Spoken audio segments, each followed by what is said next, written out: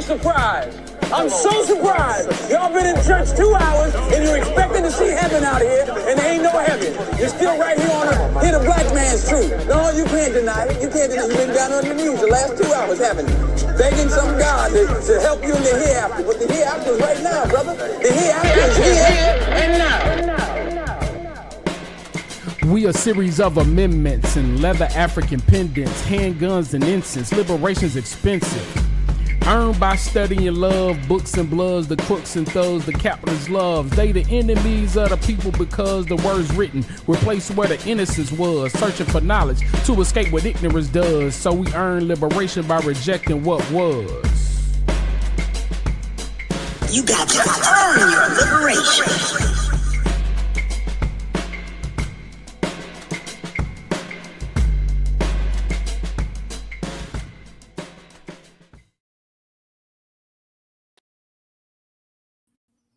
Is that? We ready? Where they at though? Where they at though? Oh. Happy Sunday. Yes. Thing on the thing for Diallo. What's up, y'all? Yeah, Happy too, right? Sunday. No, you did. You almost did it. We was almost confident in you, but we lost hope at the end. You forgot to put us on the stage, bro. I tried. It wouldn't respond. Okay. I got to carry you to the stage. Y'all got the same. You supposed to bring us to the stage. I tried. Actually, I did, but it didn't respond when I clicked on it. Hey, give me my theme music. What's that? Jared didn't clip up my clip. It was gonna be a deculturation doing my theme music, but it's not working. But anyway, that's right. I forgot to get you an improved clip. Yeah, man. That old folks home thing. Y'all welcome to one more again. Earn your ageism. We're gonna have to cover that one of these days. Yeah, we will have to address that. I don't appreciate. I don't appreciate it at all. Right? How's everybody doing though this week? Trying to hold on. I'm good, man. You know, I live an interesting life. So never a dull moment. So, you know, I've been rehabbing this old rickety property, doing man work. And it's weird because at the very time I'm doing all this manly work, painting, stripping, varnishing, measuring tape and shit, I got the manospheres hating on me. These dudes in my DMs. So you say at your manliest moment? I'm getting the brothers are rejecting me. I can't get no love. And this is really bad, man, to the point where I had a sincere friend call me and tell me that I need to stand up and defend myself because I'm being dragged and that he doesn't like seeing me misrepresented in that way. And he's very upset that I'm not clapping back. So, and that was like almost a 2-hour conversation. I had to calm dude down because he was angry on my behalf and wanted me to speak up against these guys that are attacking me, saying that I'm anti-man. I don't even know what the argument is. Fucking freak skeezers and weirdos. No, so Mega Cam made Pink manly. Yeah, that's gangster AF. Yeah. And it's a De La Soul shirt. So you know. So yeah, I get all the passes. You know. But I was just telling y'all, man, I log on to Twitter telling me I need inner work. I need to see a psychotherapist. Man, they going hard in the paint. Black identified males experience disproportionate encounters with the justice system, severe mental health disparity, high unemployment barriers to try and have a check. They just going off. Because I said I didn't think there needed to be a black male studies. I call black male studies an absurd isolation. Oh, I said some things I didn't have to say. But don't ask me how my week is going if you don't want to know. All right, man. I said there's no such thing as black male genocide and that black male studies is an absurd isolation. And So, I've never been so popular. Yes. Go ahead, Jared. I was just going to say, I mean, so I where we are now, I get why you're making the argument, but I on its face, and I think I said this last time, I don't know that I fully agree with that. I'm not opposed to specific subsets taking form within specific fields with specific and certain forms of politics applied to them. And I get the tendency and even the need within academia to create some sort of program, some sort of name that you can claim. You want to study black men, Jared? You want men's get out there and black men's line them up. So I think you reductively about the study of black men. Like you making a joke, but I think people take that joke and they take you serious to be saying something that you might not really say. Here's the thing. Just real quick, let me just real quick, if I can, Diallo. Sorry, just real quick, because the joke is the joke. Actually, thinks it's a funny joke, but the point would be though that it wouldn't matter that I or anyone else within Black or Africana studies or some other broader field would want to study every specific isolated lane within that as a subset within that field. The point would be that if there are groups that find it interesting and feel that it's worthy of study and make good arguments and cases for it, and other, I think from my biases, certain political attachments to it, then great. But whether I or anyone else is involved is something else. But yeah, sorry, go ahead. And I think after you finish studying something or producing a thought or whatever, the thought has to make its way down to people that you're caring about in some way, and those people have to do something with that thought. And I think if people are having conversations around this work, which is, so I'll tell you about mine. I'm moving. I'm trying to get some stuff situation to create stable housing personally. But I have been tracking how people have been responding to certain things, and I comment in the post. And I might tie this into even to our first topic. But I'm still reading the book. Because I know you said you read the book. I know Laura read the book and a few other people, and I hear all these black whatever, but I'm still gonna read. It's not gonna stop. Even Skip read the book. It's not gonna stop me from reading the book. So, but I still want to really understand what is the argument. And so that's how I've been tracking. And I'm gonna ask this question, but then Jerry, I want you to check in, then we can get into the topic after that. But so we about to cover Bob Johnson. Bob Johnson's on an interview with Green Eyes, Donnie Simpson, right? And they're talking about BET and blah blah blah blah, and there's no mention of Deborah Lee, right? Deborah Lee has her situation, and she tells all or whatever. There's a power dynamic. He's wielding a sexual power dynamic over Deborah Lee, right? At the same time, Deborah Lee and him are married. I've never read anything about Deborah Lee's husband at the time, right? And so if I'm taking, what's this guy? Man Not, if I'm taking Man Not, and in studying that, they're saying, well, we need to tell the story of Deborah Lee's husband. If that's their argument, again, that's what I'm trying to figure out. I'm using an example, but we're going to talk about Bob Johnson in a second. And when we cover it, I would love to see where this new thought that Man Not is producing, like how it relate to the topic at hand. Because I'm not following. I need some help I need you to help me connect some of the dots there. So basically, I'm saying, like, what is what, and you might can't answer this question because you said you don't understand it, right? Because that's one thing I did track, right?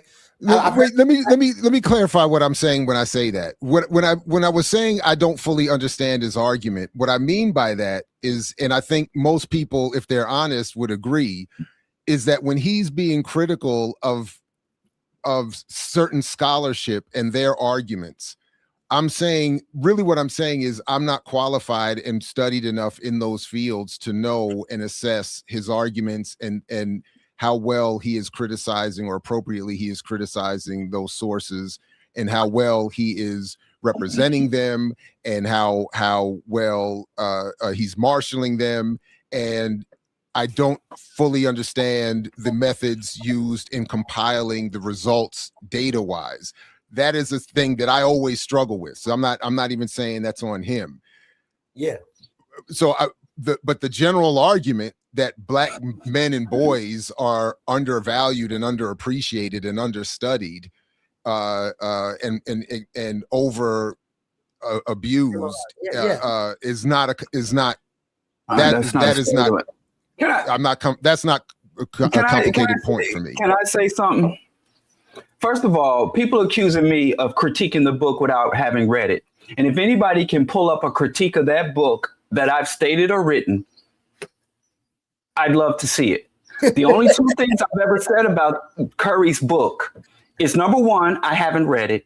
And number two, whenever it's recommended to me, it's recommended by weirdos. Those are the only two things I've ever said about the book. All my other responses is people coming to me making statements about conclusions they've drawn from the book, and I'm responding to that person. So if someone comes to me and said there's black male genocide, I'm telling you, by definition, you don't have a gender-specific genocide. Genocide, by definition, must include all genders of the group, all age group. So there's no elder genocide, no youth genocide, no queer genocide. Now, those groups can be targeted with certain abuses, certain exploitation. But when you go to the realm of the extermination, the extirpation of a genus is a much broader net than a gender and a sexuality. So by definition, now, if you need a new word, Miss Andrea or whatever, if you need another word, so all I said was, how are you going to have a black male genocide and leave black women? By definition, if you start to exterminate or disrupt black men, guess what happens to black women every single time, and vice versa? That's one thing. Another thing, men's study is no different than straight pride. Straight pride or White History Month. I've taken several Africana studies, Black history, Black specific classes. And in every Black class I've taken, from Brooklyn College to Chicago State University, 98, but all but two of the classes were taught by men. And the vast majority of the authors, the history, the orientation has been towards men. Black studies is Black men's studies. Now, there's a difference between Black studies and studying Black men. Listen. Listen. Done. Hold on. I've been a part of studies for Black men, epidemiological studies from Black men, from incarceration, violence, to epidemiological studies dealing with everything from sexually transmitted diseases to tuberculosis. I've been a part of studies that have oriented around Black men. But when someone says Black men studies, as opposed to a study that centers the issues of Black men, from my point of view, from my understanding and my experiences, those are two different things. Women's study, or a study involving, women's studies versus studying maternal mortality for African women. Those aren't the same thing. What am I missing? Diallo. What you about to say? Say it. Because I think we got the table. I saw you loading up. Say it. So, okay, listen. If something is happening is something is happening specifically to Black men, right? and you want to create a solution for it. That's not black men studies. That's not black men studies. What I'm asking you, is it important? Okay. Is it important to study specifically how particularly men are destroyed by a white pathological system? That's not black men studies. I'm not asking you what it is. You can study anything you want. You can study hermaphroditic amphibians. You can study anything. I'm not saying whatever interests you. I'm not telling anybody that, but that's different than creating a black men's study branch of academia or department. We're not even talking about the studies anymore. We're talking about the work at this point. Yes, I think you should study that. I've been involved in studies that centered and focused specifically on black men. I fought. Let's pause there until we finish reading. Resources. I've been a part of fight for resources for specific focus and resources dedicated to issues particular to black men. I'm down with that. We can pause there. What these dudes are talking about. What they're talking about is akin to saying, why don't we have straight pride? Why don't we have White History Month? Why don't we have men's study? Those are that two part I don't things. agree with. I do that part I don't agree with. That yes, there is a tradition and a history of certainly patriarchy in black studies broadly. But I don't want to deny and black movements. Yeah, but we're talking about specifically black studies. I don't want to deny any changes, and I don't want to deny the interventions and the work and the teaching and the production black women have led in the field that have made wild changes, including, by the way, creating certain subfields, whether it's in black feminism or Africana womanism, or on and on and on. So I don't have anyway, I don't think that I don't think it's an argument against black male studies to say that it is the equivalent of straight pride and white man's history month and all of that. I don't think it's fair to say that at this point. It's certainly at this stage of where black Africana studies you've been dealing with these. Look at these cats and tell me they don't fall into that. Right. I'm not talking about their character. I'm not talking about their behavior. I'm only talking about the existence of the idea of a subfield in a study of black male studies. That's all I'm saying. I'm not talking about anything else beyond that. So Jared, what I was trying to do, which is probably not going to be as successful. So to cover the story, right? We're talking about Bob Johnson's or BET's latest confessional. This was a beautiful confessional for me. I thought watching this was like I could have watched another 2 hours. Say more. Keep going. Yeah.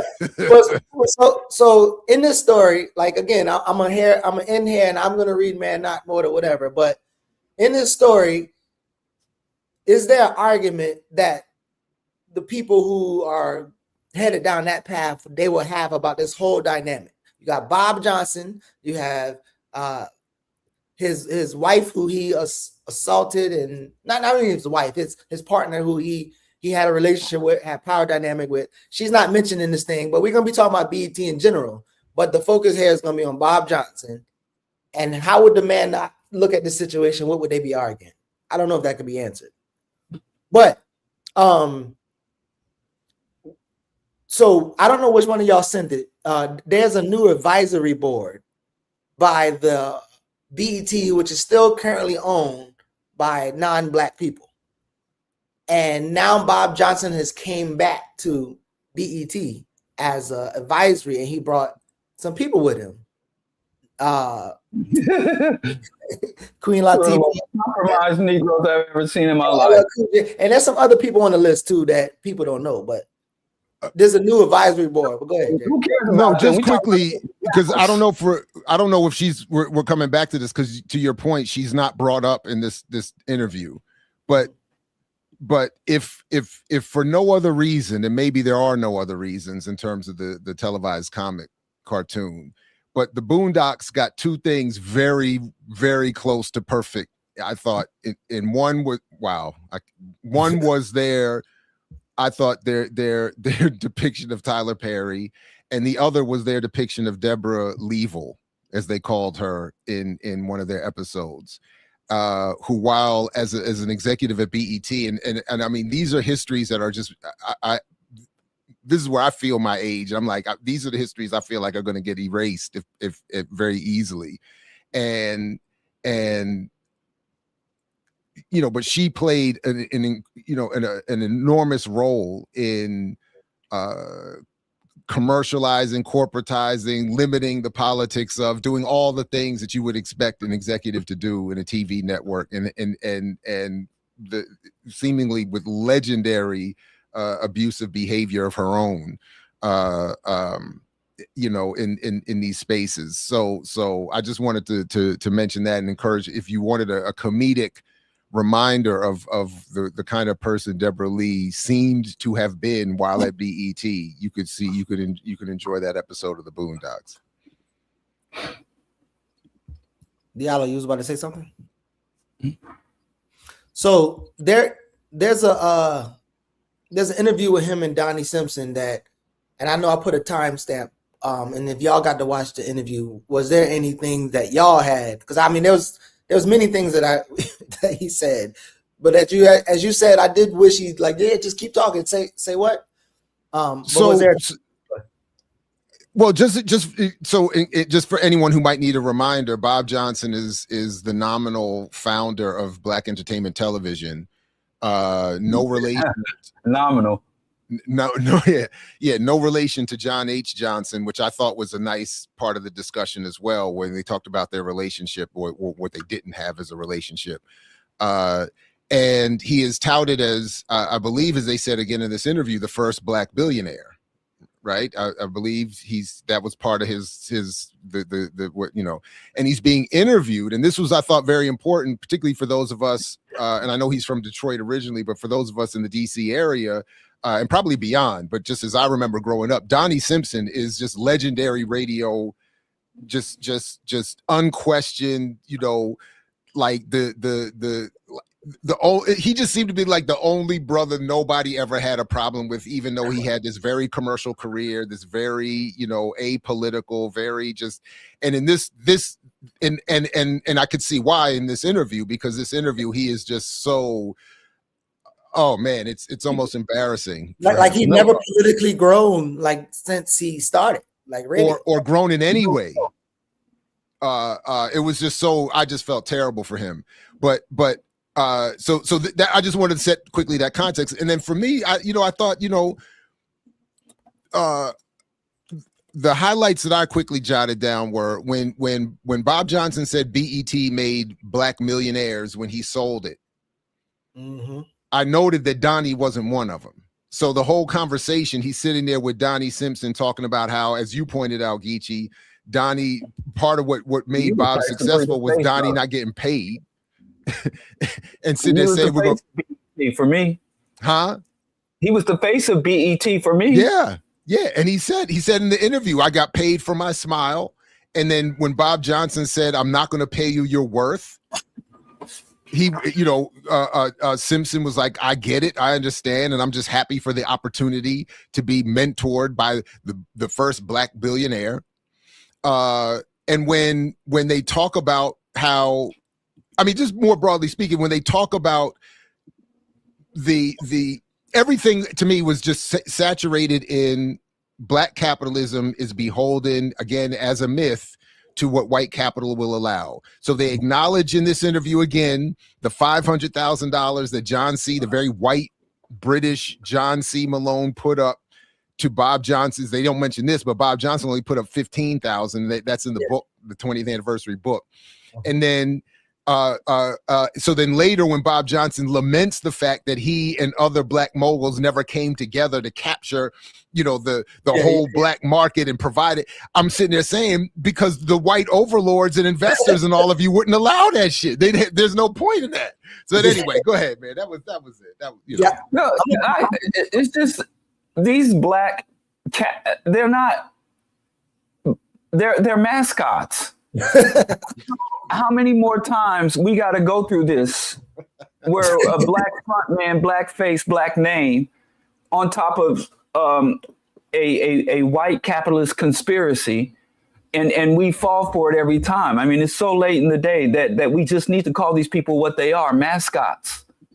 You know, that's like somebody thinking Ronald McDonald is in the boardroom.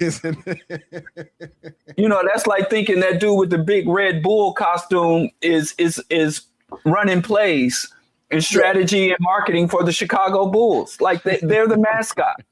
And I think we just need to start calling it. Yeah, Geechee, you got to play the part where he says frontman is a misnomer. I think they're mascots, not frontmen.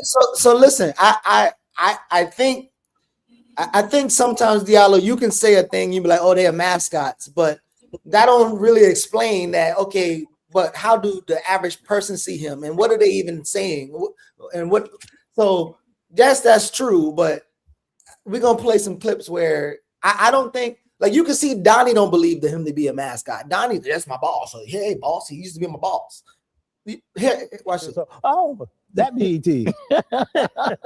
It's amazing, man. Yeah. I mean, what a ride. I mean, I'm so glad I got the call from you. And I'll be honest, because I've told this story a million times, that when I first got that call, I was hesitant. Okay. Because I've always been careful. You know, all I have to sell is image. And to me, you know, BET in its infancy wasn't the prettiest baby. You tell me about it. Right. Didn't have all the bells and whistles. No, didn't have any money. Had no bells and no whistles. Right. No bells and no whistles. It had one color, a couple cameras. Yep. And a few lights. A few lights.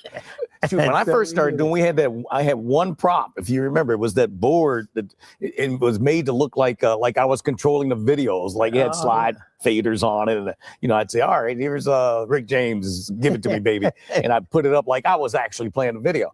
That was the only thing we had on the whole set until one day I sat on it and it broke. It's like, oh Lord. But Bob's gonna fire you. You broke our only prop. No, that's why when you came, because see, you had credibility in the local market, dominating the local market rating, dominate the local market in terms of brand identity, dominating the local markets in terms of your presence, not only as a DJ or radio program, but also in the community, also with social programs, doing things for the good of the community.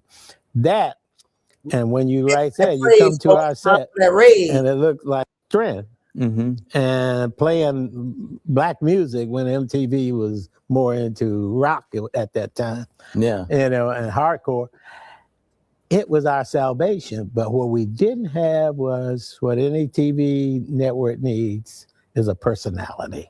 And that's where you set the scale. Yeah. And from that point on, like I said, hockey stick. It was like this and then like that. Well, I appreciate it.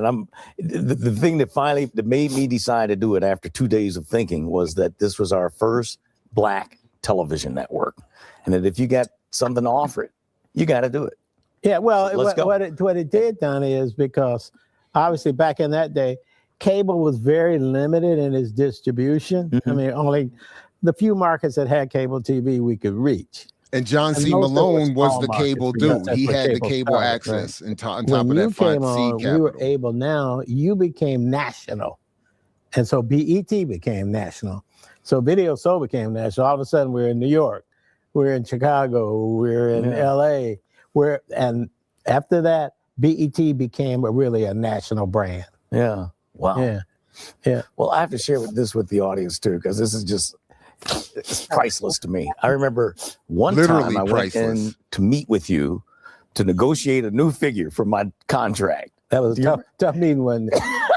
It was short. But I went down to your office in Georgetown and I walked in and you said, Donnie, we can't afford to pay you what you're worth. And I said, oh, go on, Bob. And I left. That was it.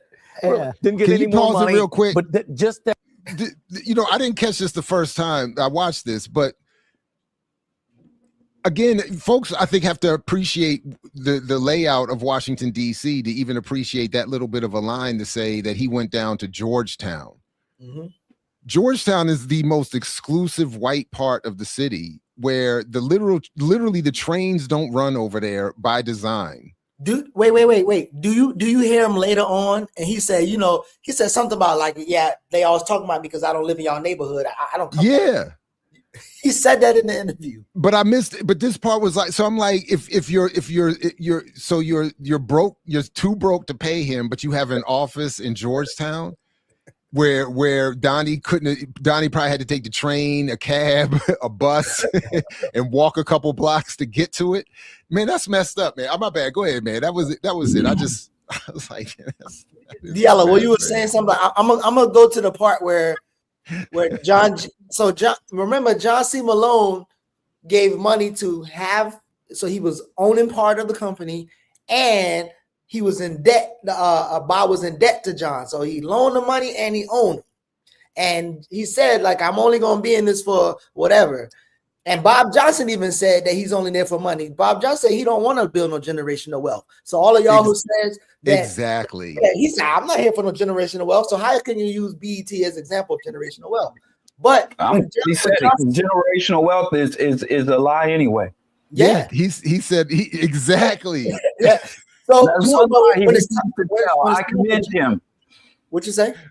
I said that's one lie he refused to tell. I commend him. And the other lie he refused to tell was that BET was ever meant to be some sort of positive political project. Oh yeah, he was like no.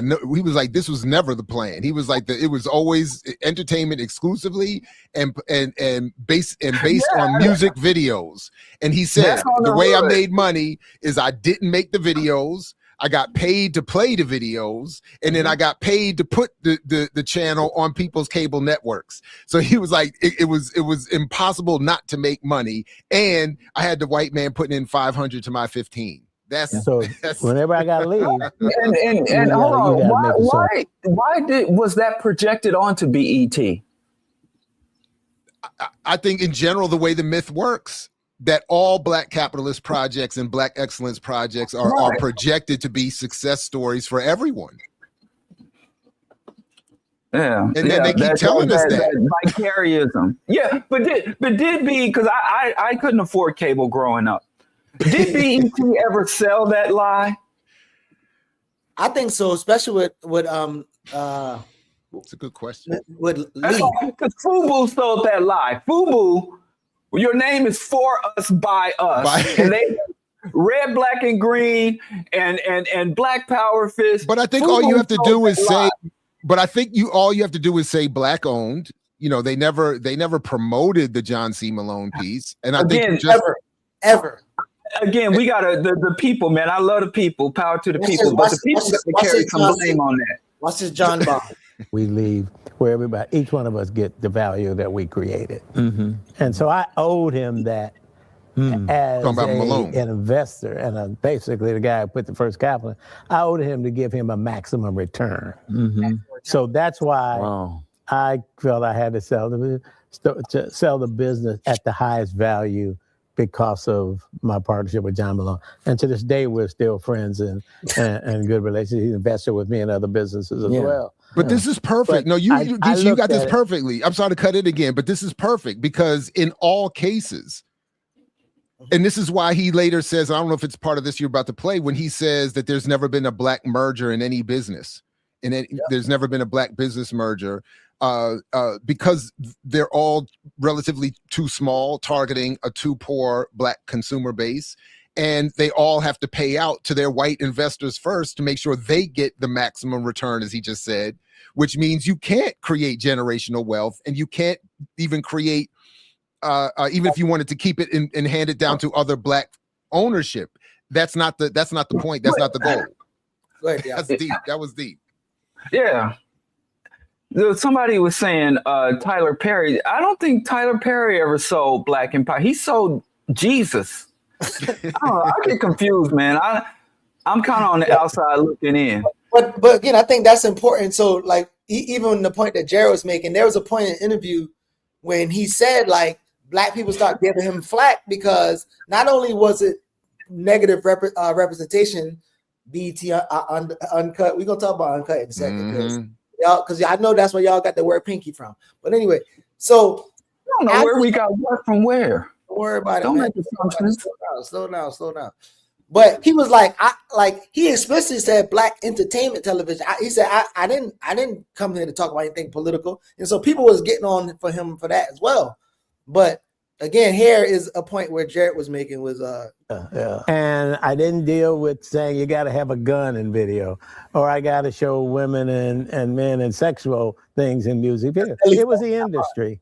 Yeah. But that was what I got because I was the only black game in town. And anytime you're the only black thing, the emotion of black people about how we should all be together to move us together, if they don't think you're taking the lead or you're it, they got nobody else to criticize but you. So that was sort of the thing that we went to. But wait a minute. See, that's what I'm sorry again. That's what's disingenuous because this is sort of the point. He doesn't have to sell the mythology because just by calling it black entertainment, he's claiming all black people. He's saying I'm the only one doing this for all black people.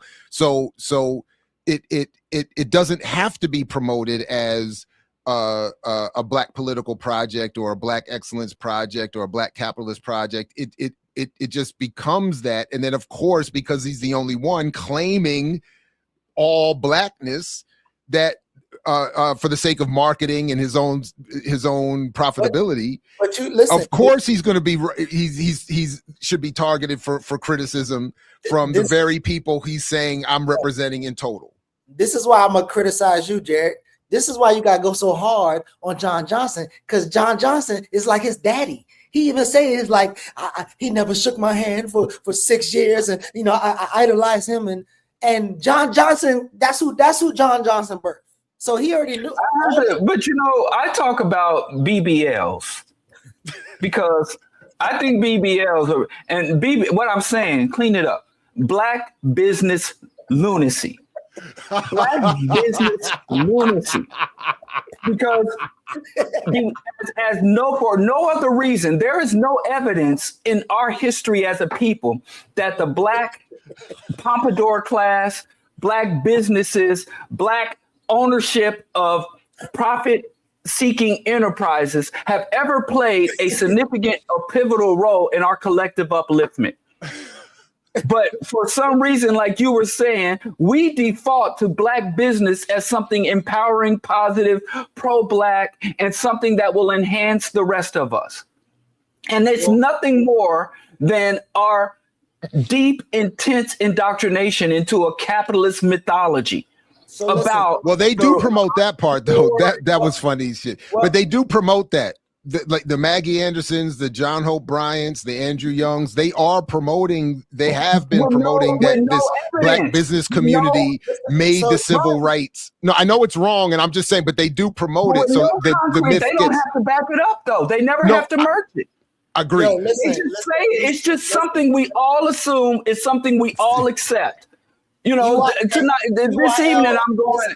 There's a new black business opening up in my neighborhood, and I'm going to the festivities. And black people, like we uncovered the fucking Holy Grail. Like I keep even here in Chicago, it's a black business. There's a new black business opening, and we celebrate. And I'm like, listen, I don't understand why we don't accept the fact that. For whites and blacks, or even the Chinese, the economic powerhouse of China, it is not businesses that brought about that. That's why you got to study Jared's book, right? Because it's almost like you're not understanding how powerful the myth is, and so maybe EYL. What you mean? I understand. I'm lamenting. I'm not saying. Okay, I'm lamenting. I understand. Lament just because I'm lamenting. My bad. Don't mean I don't understand it. Skip told us we should be more emotional in this episode, so I'm sorry, Diallo. I think who said we should be more emotional? Skip, man. Skip keep telling me like, so I'm sorry, bro. But he want us to be more emotional, so I'm sorry, Diallo. You're right. Right? About what? I can't remember. The BBL problem, the BBL crisis in the community. BBL crisis in our community that we have to address. When I saw BET, we got to get in between that problem and solve it. That the leadership of BET cut it down the middle. Cultural statement of BET remained the same under Viacom. And it did. Management almost went wholesale. Which is over another there. confession, by the way. They all left BET, manager. and they all went over there to run it under White Viacom. management, white ownership, And black it's don't make a still difference. White man get paid off of all of that. Kanye told y'all. Most of you might know is that the people who had BET, Viacom, now Paramount, tried their best to put together a black group to buy it because they wanted to keep it black. Right. They just couldn't raise the money. Just couldn't what? What did you say? Raise the money. Oh, couldn't raise the money. Yeah. How? And How was that? Now it's going to be That's owned nonsense. by another company that's buying Paramount. Wait a minute. Who just But they're claimed that struggling was with how not to keep true? BET Wait a minute. alive. Wow. And they want to keep it alive because it's such a strong, defining brand, and it's such a cultural force. Yeah. But now you got Tyler Perry. Tyler Perry is now involved with doing BET programming a lot. So BET will be around forever. And I always joke with people and say, when everybody do my obituary, Byron they say, Allen. Wait a "I'm minute. gonna Byron do Allen BET." just said that last week. Right. Byron Allen just said last week. Yeah, but that's got to make you happy. Pause I it, mean, pause you're it, proud. pause it. Byron Allen just said last week that he raised the money to buy and put a bid in on BET, and they just they chose to go to Paramount. So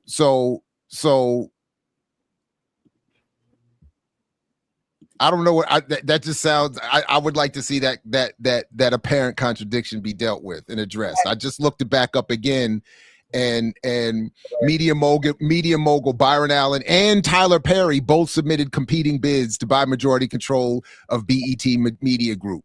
So and then Bob is saying that he couldn't get black people to pool their money to merge, and they had two of them sitting right there trying to do it. Well, then he wouldn't be the HNIC. Again, that's the point. I think exactly. The best are supposed to clash at the top. And they call poor people the crabs in the barrel. Ain't no more crabby.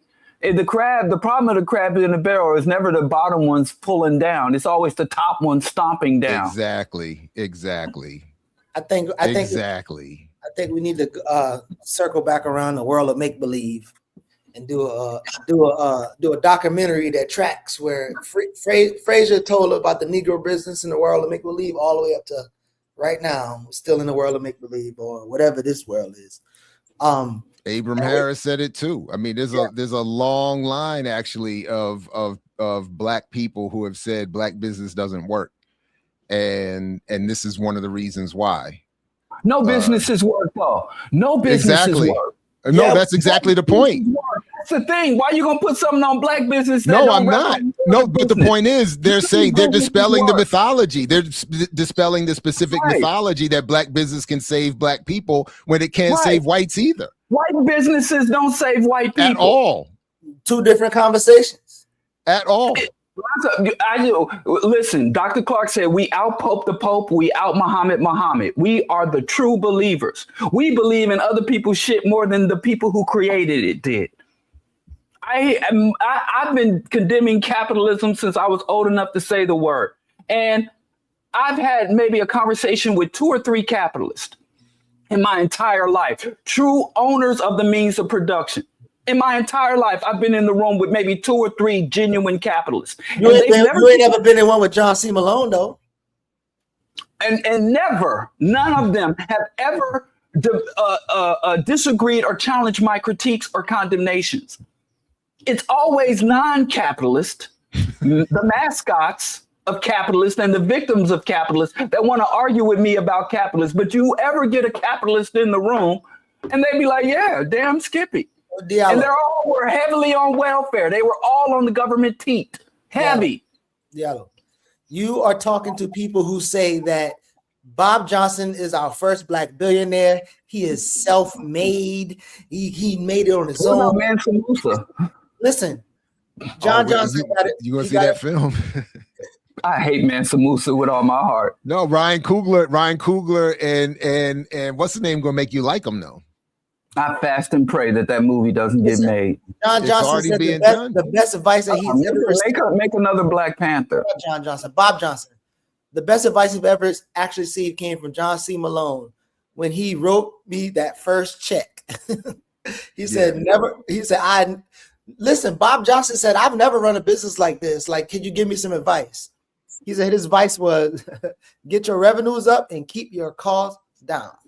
And that's the advice that he got. Now, again, people believe Bob Johnson is a self-made, and not only with hair, John C. Malone is the same person connected to Live Nation, who also owns Rock Nation. And so Jay-Z is his pathway too. So you constantly see John C. Malone, Jay-Z, and this guy. You see Killer Mike and the Hawks owner. I keep forgetting his name. There's always going to be the white billionaire with your favorite black capitalist or business entrepreneur or whatever it is. It's all the businesses. It's always the white boy there.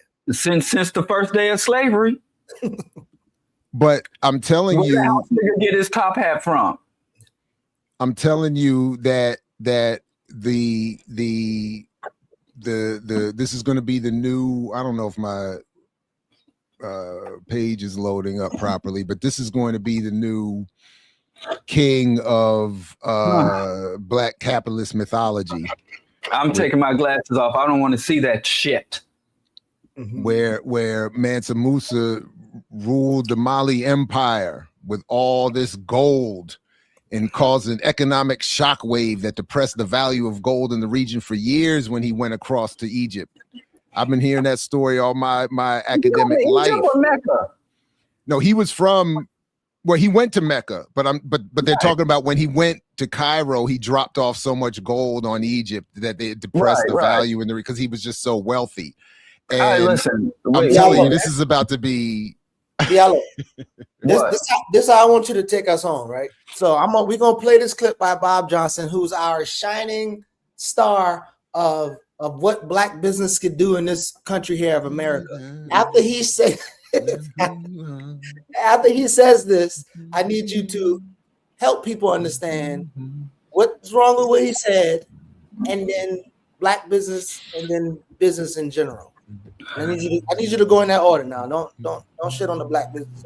John and I had known each other because, as I said, I was a lobbyist, and John and I had gotten to know each other. And John is a lobbyist who believes in entrepreneurs, believes in people working hard for themselves, and he's always open to ideas. And of course, he was a cable operator looking for any programming ideas that made sense.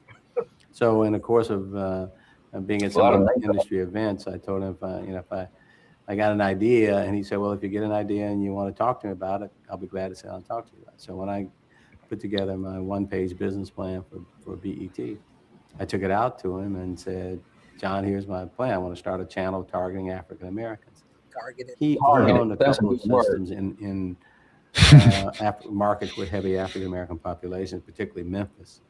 And he saw this as a way of helping his system in Memphis with getting more African Americans to sign up for cable. And he also believed in entrepreneurship. No. So when I presented him my idea, and he asked me what I need for it, I said, John, I need $500,000. And he looked at it and said, I'll tell you what I'll do. I'll buy 20% of your company for $180,000, and I'll loan you $320,000, and you'll be 80, and I'll be 20. Is that a deal? And I said, John, that's a deal. And, later on, I told John what he didn't know is that had he reversed the numbers and said, I'll be 80 and you'll be 20, I still would have said, John, that's a deal. That's deep. But he never said that. So it turned out I ended up with 80% of the company. That story. At some point, you got. But who's distributing his press powder? They neglect the chin. More important was John's support, because he was the third at that time, I think, the third largest cable company in the country.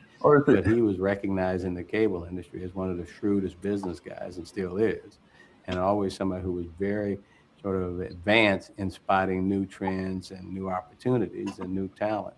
And by his endorsement, it gave me a big head of steam to go out and pitch the other cable operators to. So Geechee, why can't you go get 500,000 from a white billionaire? Also to help me get on satellite, because once and Brittany cable operators that carry, and Dre deliver the signal to them, and that was by satellite. So with John's blessing, I contacted a guy named Bob Rosencrantz, who had USA Network, and he agreed to put BET on. It was called Madison Square Garden at that time. He agreed to put BET on for 2 hours on a Friday and Saturday night. And Don't you, Will? Went on the air January 25th, 1980, from 11 p.m. to 1 a.m. on Friday and Saturday night. It was a basic business plan because keep in mind we were leasing satellite space from USA Network, so you had to pay for the satellite lease. You also had to pay for the technical uplink to the satellite, and you had to pay for the integration of the programming with advertising. And then you had some staff people that helped go out and sign more subscribers, and you had someone to go out and try to sell advertising, mainly me. And that was a business. So that $500,000 was a 1-year operating budget of paying for satellite, paying for the technical integration and transmission of the signal to the satellite, and paying for staff to go out and sell advertising. Of course, office space. He got all the most important decision I made at BET was to go to John Malone and ask him to be my partner. But if anybody is responsible for BET's existence, it's John Malone. He was critical, not only from the money, but he was like a stamp of approval when I started BET, and I'd go to cable operators and then they'd say, well, who's in the deal? And I'd say Malone. Automatically, that stamp of approval would get their attention. When we needed to borrow money from a bank on a startup company, they'd say, well, who else is in this deal? And I'd say John Malone. And again, these banks would say, well, Malone's one of the smartest guys we know. If he's willing to back you, I'm willing to back you. And the same thing. So that decision to involve John, and then the fact that John served on BET's board in some capacity for almost 20 years, just continued to demonstrate his. But I thought y'all the first advisory board. Without that connection, I don't think BET would be what it is today. Damn. Diallo, Black business. Well, here's the thing, though. This first Black and only Black bullshit is not evidence of triumph or resilience. It is evidence of repression and oppression. So we need to stop with this first Black and only Black shit. It is fucking derailing us. It is evidence. It should be a point of outrage, not a point of pride. It's just, I don't know. We need a cultural revolution, man. It's just like, what's his name? Dr. Ben Yakinen would talk about cultural genocide. You know, our intelligence has been countered. It just blows my mind.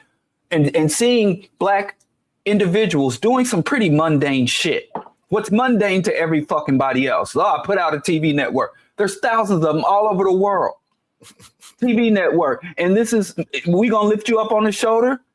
And it was a shitty TV network with anti-African propaganda.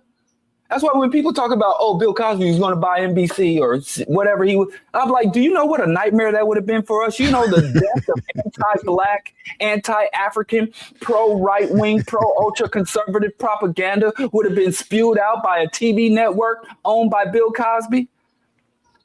I just have to say one more time, we lose so much we don't even know what a victory looks like. We can't even define or identify a victory versus a loss. It just blows my mind. Bob Johnson, you had a little, you did your thing, you made your fiat, go on about your business. I don't know why he keeps getting paraded out to literally play in our faces about something we're supposed to buy off as something that's triumphant when it's really tragic. I got something for you, Jared, because you got to redeem yourself. So he just put John Johnson.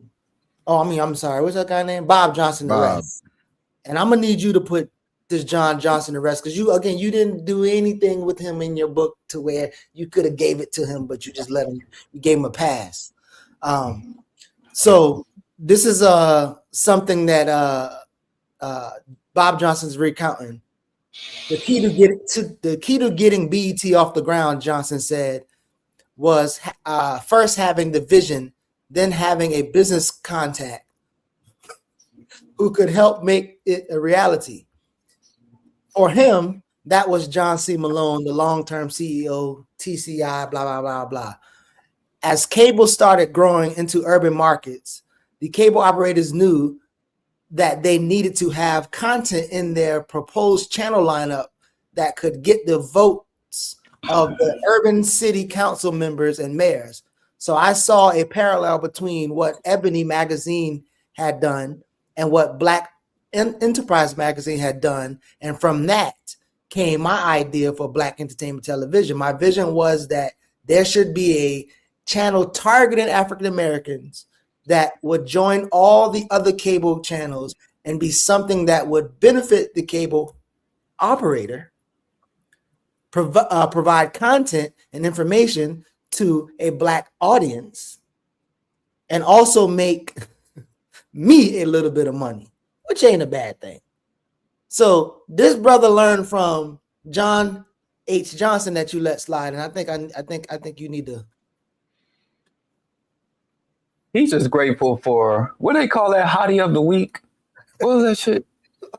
Beauty of, don't act like that. Don't act like that. Beauty of the I don't. What they call it? Beauty of the week. Jet beauty of the week. Don't act like you don't know. That's why. I mean, we will forever be in his down. That's Black excellence. Let Jared cook. Oh, I'm sorry. No, there's no. I mean, I don't know. I don't know.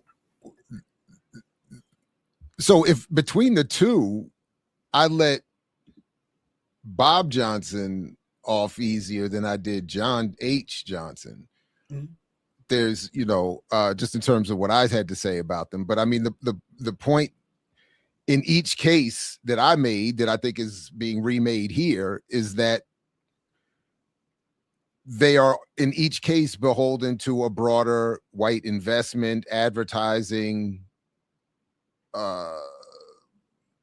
and in some ways even public policy authority to get what it is done that they want to do. As Diallo has been pointing out accurately, none of which is to the benefit politically, culturally, socially of Black people as a whole. And if it does provide any benefit, it's accidental because they're very clear. The goal is to sell, as that's why John H. Johnson did Selling the Negro documentary. The goal is to sell the Negro to white advertisers and investors for the individual benefit of themselves as owners. And so I thought it was interesting when Bob is telling in that interview with Donnie Simpson his hostile relationship with John H. Johnson, that it makes sense. They're all vying and competing to be the HNIC and to be the sole conduit for white access and investment and exploitation to Black audiences. And that's why he said he also couldn't make a deal with Radio 1, with what's her name at TV Radio 1, Kathy Hughes. That was funny. That was kind of funny. Wow. I mean, yeah. I mean, because, but to me, it makes perfect sense. They're all vying for that. They're competing for that.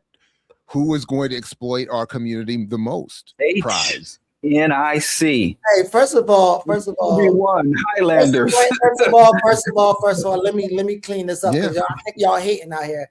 Because I am an organizer for BET Uncut. There's a lot of indie artists. They got the time to shine, and then and Bob threw Nelly and them under the bus. He knew he made money from Uncut, most of his money. And then he made some from Bob Jones Gospel, and then Green Eyes got the ladies out there. But he was making money from the Uncut, and he threw them under the bus every time. So I'm in. She got mentioned once. Let's not forget Sherry Carter though. She had a lot to do with that audience. Let's not front. So let's not disrespect her contribution to this. That was he was exploiting. See. But hey, it's two ways that I think we could. And go. What's her name from Caribbean Connections? He threw her a little slide too. He mentioned her, but I mean, we can't. Big Les was already gone by the time. That was Big Les was with Deborah. Deborah was there when Big Les was there. Yeah, no disrespect, but that's not. Yeah, Rachel. That no disrespect, but she's not Miss Carter and she's not Miss Rachel either. And I remember, Oh, listen, at that point, the shit was unwatchable, man. There's two places I want to go. Y'all want to go boot scrapping on Breakfast Club, or y'all want to go with the Pan African voting? As long as we get to both of them. Slander of Boots Riley. We going Boots Riley first. Boom. No slander. Have either of you seen this movie yet? Yes, I've seen the movie. I've seen the movie. I've seen Color Girls, and I've Rainbow Girls. Rainbow Girls. I'm sorry, damn. Rainbow Girls, and I've watched this interview. Okay. And I meant to watch another interview, but this interview is funny as hell. And all right, Boots, let's all right. Yeah. Boots think he getting that shit off, and they like, oh yeah, whatever, nigga, and start talking about something else. Why would Boots even go on to the damn Breakfast Club? He gotta sell this movie, man. You know why? Stop doing that. Don't do that. He is out here working hard. He's even admitting it on Twitter. He's proudly saying, I'm working hard to push this movie. And if you don't go see it, all right, but don't do that. Don't do that. But let him sell his movie. Key, that's her element. It was a weird ass conversation too, man. Stop sending me that weird shit. Look, I honestly didn't get a chance to see this one, so I got a front. This is the homework. First of all, the dog ate my homework on this one. Shout out to Boots Riley. Kill your landlord, genocide and juice. His rapper? Huh? Pick a bigger weapon. I only know Boots. Listen, I'm a fan of Boots' music. Absolutely. And no, all jokes aside, absolutely, no doubt. Elite level MC. I went back and watched the video for what was it? Riding Jesus with the Pimp Jesus in the 79. Yeah, Jesus, that shit is 79 Granada. legendary. Go listen to Piss on Your Grave. This absolutely. Shit here, I agree. I co-sign that. I co-sign that message. Go back to rapping, Boots. Yes. Shut up and rap. Shut up and rap, Diallo said. Shut up and rap, Boots. Put the camera down and pick the mic up, because this Hollywood shit don't pick up the mic. Hey, wait, man. Bars. Weirdos, freaks, skeezers, and weird. Now listen. Get back to the bars. Go listen to the song I Love Boosters. Go listen to the song. Hey man, let's do some work, man. Let's do some work. Steal this album. Shout out to Boots Riley. I will never slander that man. I'm eternally grateful. He's one of my top 3 MCs. Yeah. Well, we got a political responsibility, and especially with media. We have a political responsibility, especially with media. So let's get to it real quick. I want to play this clip, and then I want y'all to respond. But Boots, you know your homie gonna copyright strike you. Maybe. Envy always softballing. Y'all know Envy. Let's go. Back in the day, you was like, this is something that I was a broke rapper trying to stay fly. Okay, so you gotta know some boosters. Mm-hmm. You know what I'm saying? And also seeing the fact that they do provide a community service, like the culture that Black folks have and other communities of color have influences a lot of the big fashion houses, and then it gets sold back to us. So that's with a lot of culture, and right now, and actually for a long time, people have not been getting paid enough. So these are services, back to school clothes to just whatever, and so it's illegal, but the morality is the same as as what's happening in capitalism anyway, right? That's what I love about your films. Your films always try to expose how capitalism psychologically reshapes people. Like, is that the thing that scares you the most in society? I don't know. I'm not as scared as I am hopeful. So first of all, I don't know. It's dope. What would you say? I said hope is dope. We have a BBL crisis in the community. Yes.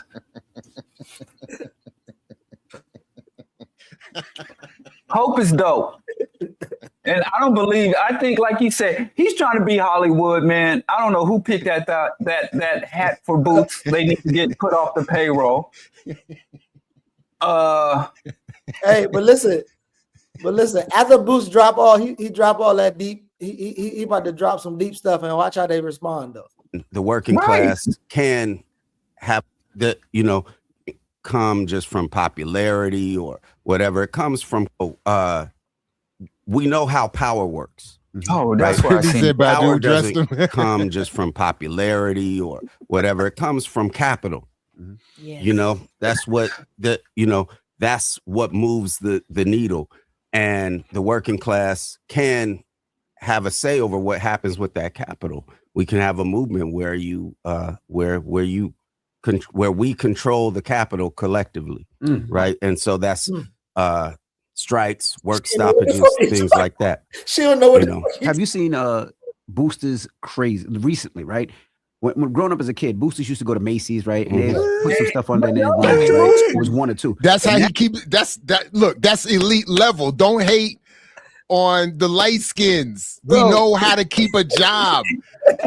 That's how you do it. See? Wow. Nobody got no business there, man. I mean, Boots Riley, come home. Please come home. He turned the whole steering.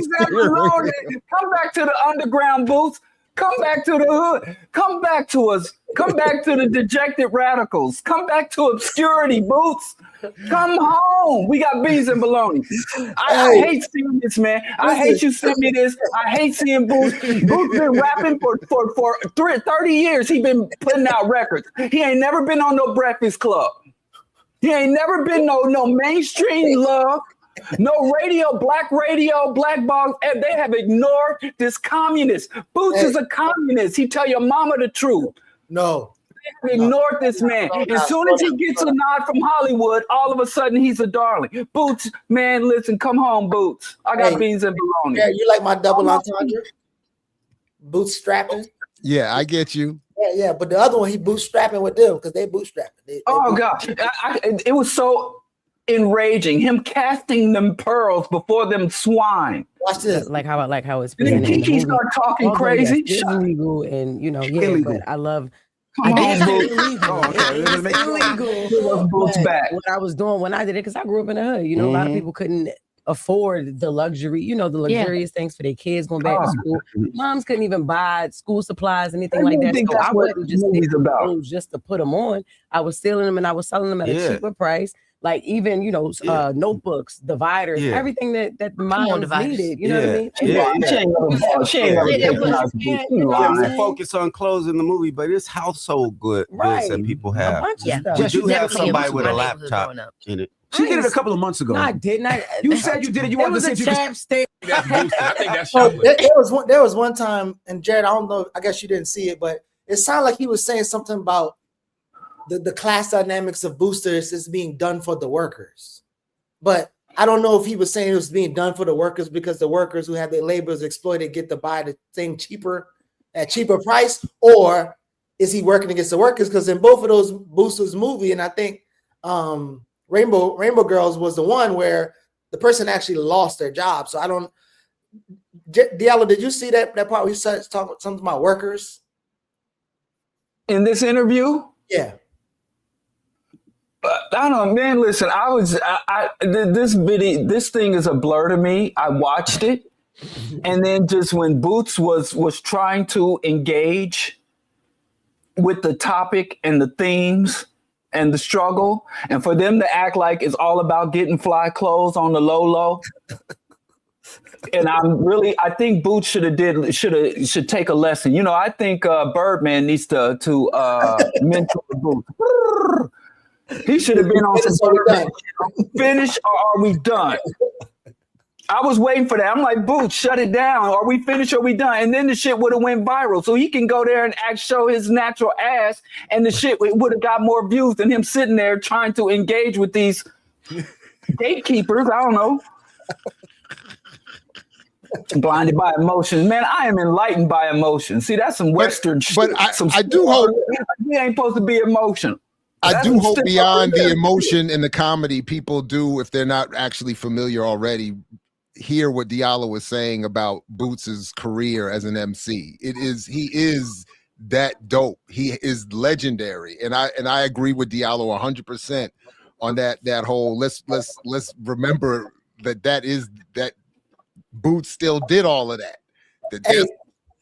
That's how we knew him. Diallo, question. Jared and Diallo, were y'all the young kids who your parents said, "Come on out here and dance in front of the people"? Like, did your parents used to make you do the dance in front of people? Did y'all have that experience? None of I was an orphan. I didn't have parents. I had no social life. Okay, so in the family. I was an orphan. So I have some proximity. I have my grandmother who raised me was a good Christian woman. She didn't believe in secular worldliness, like dancing the worldly music. We ain't gonna trauma infuse you. No, that's a question. If you can't handle the you know what I'm saying? You hear my pain, black man. It's not a therapy session right now. I was about to go into the whole. Like there was no family to go dance in front of. God damn it. Okay. Well, Kiki had that experience. You don't want to hear my. Don't do that. That's Kiki what I'm saying. had I agree. Study this black man. Why? Shit. That's a good one. That's a good one. Me in my neighborhood, I grew up in a very rural part of Illinois. We didn't have a lot, and so I was the one that was get out on the floor and dance, Kiki. You know what I mean? You gotta do, you know what I mean? Because that's what was needed. But Do you hate that character? I love that character, but that character. I'm sorry. Rest in peace to Pam the Fontress. Shout out to E-Rock. Shout out to E-Rock. Rest in peace to Pam the Fontress. Come on home, Boots. Come back. We still here. Ain't no money over here, but there's a lot of love and admiration and accolades. I don't know what you can do with that, but ain't no money over here. But come over here anyway. Hey, bro, we need to clip that. Get out there and dance, Kiki. I don't believe any of it. And then she's talking like Kiki's not is not a real person. Get over yourself. No. She says that in an interview. She was like, she has to go into that third space and she becomes Kiki because y'all ain't know her. Y'all know her as Akila. You see around that time, Boots had shut down, right? Yeah, but that's what I'm trying to say. Like, Boots, he should have been like, "Are we finished? Are we done?" Every time Boots answer, and Boots come right after that and started to say some political shit again. And they was like, "Yeah, man, whatever." And they start talking about something else again. Right, that was painful to watch. It was painful to watch. That man was fighting for his life. But you know who wasn't fighting for his life? Your boy was standing 10 toes down. Did y'all see Umar's? But wait a minute. No. Wait. I'm not clear. So man, DT moved too fast. Are you saying? So wait a minute. In the Breakfast Club interview, that was it as far as the political exchange or the attempt at a political exchange? Yeah. Then Kiki went into talking about how she's a deep actress. She's so deep that No. Let me also be honest because that's editorial thing. I got to clear up right quick. I watched that clip. And while watching that clip, I did see there was an edit because like Kiki jumped real quick and then it went to something else. So I didn't go back and watch the full interview because I felt like I don't really want to go watch the full interview. Oh, okay. But it looked like shit might got uncomfortable when he was saying it. And in fact, I think I might have searched for the full interview, but I couldn't find the full interview. I only saw the clip. So I was looking for Boots's full interview. Because when Charlamagne and them have it says you can only get it on Netflix right now.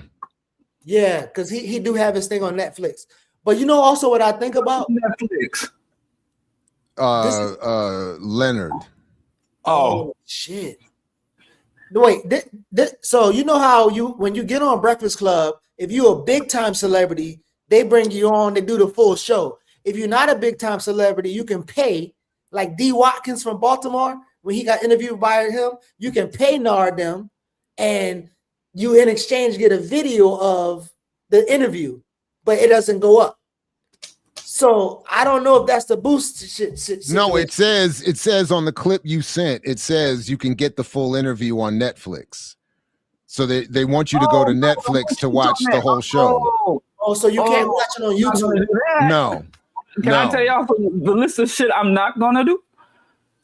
Listen, I have to tell Boots Riley, man. Netflix is buying up podcasts. Exactly. Yeah.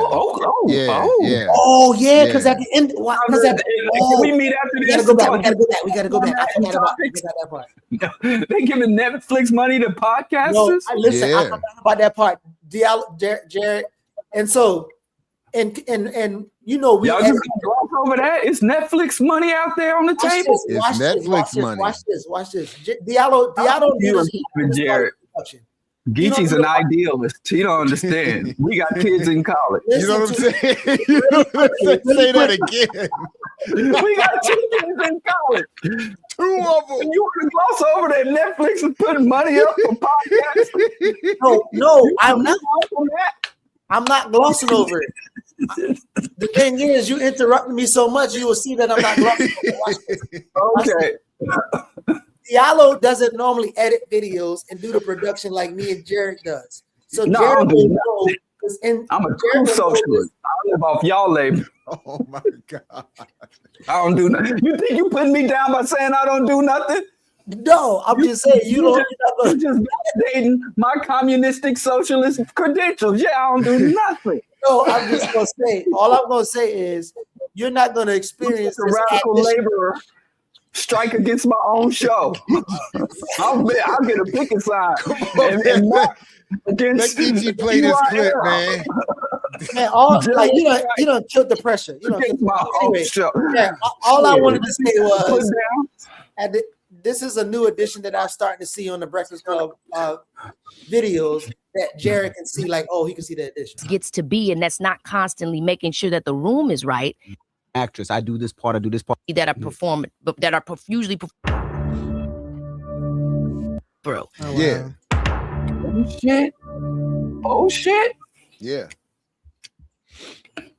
So I did see that, and I was like, God damn! That's my first time seeing that, but yeah. So as soon as Netflix wants Earn Your Liberation, let's get these kids colleges paid for. What are they looking for? Let's see. We can turn it to some Earn Your Libation, Black spirituality in the modern era. we can tweak it. We can tweak it however they want it. What they looking for? Hey, he's sitting there with a 10-gallon hat, right like Boots Riley, sitting there. Did y'all get a chance? Did y'all get a chance to watch the full Umar video? So there's a clip of this brother where he made. No, I only saw the clip. I only saw the Umar he's showing the school off. Okay, so I got both, right? So I got the clip of him twisting Umar's word, making an argument that was weird as hell. And then Dr. Layla kind of suggests, like, maybe you should. Dr. Umar don't deserve that. But so y'all want to play the full clip first, or do y'all want to play the small clip? Let's play the full clip. So the full clip is again Dr. Umar responding to some type of a question at I don't know where this is at, but somewhere outside. Y'all might know. One of y'all probably was there, and one of y'all might have uploaded. Who knows? Oh. Yeah. Unlike many black people who believe you must vote even if you have nothing you're looking for, I'm not in that group. My vote is extremely important to me. You don't get it unless you earn it. I didn't hear a single solution from the Democratic Party nominee or the Republican Party nominee when it came to miseducation, mass incarceration, gentrification, economic apartheid. So Kamala Harris, in response to a question on reparations, shook her head and said, I will not do anything specially for black folks. Donald Trump is giving us hell. Kamala Harris would have given you hell too. It would have just been different.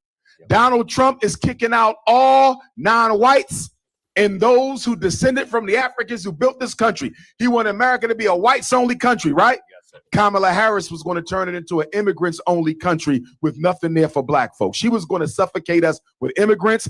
Donald Trump is suffocating us with white supremacy. Different strategy, same goal. So it's obvious that Umar don't have the analysis that he. I told you about sending me bullshit, Geechee. Listen, it's obvious, right? But there is this him trying to romanticize, and it's the one same bird, two different wings, right? That's what I guess he's trying to illustrate. Diallo, I know you have some criticism of that. Jared, I know you have your position of that. Man, listen, the nigga's in his 50s calling a woman he slept with had a fish tank coochie. I will not degrade myself to even to respond to this motherfucker's commentary. Dr. Fubar, let me see. I said what look.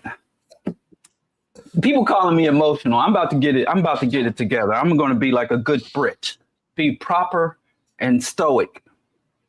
I'm not going to get in my emotion. I should say, man, Dr. Fubar speaks for himself. Big dummy.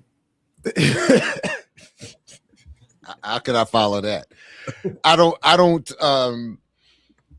Again, similar to what we were saying earlier, I think that there's something to be said for how people publicly engage those who are supposed to be in their community and those with whom they're supposed to be organizing, even when they disagree.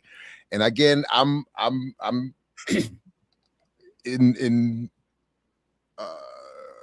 I'm fully aware of my own contributions to in some cases over time to some of these mistakes, but not to these levels and with this level of repetition.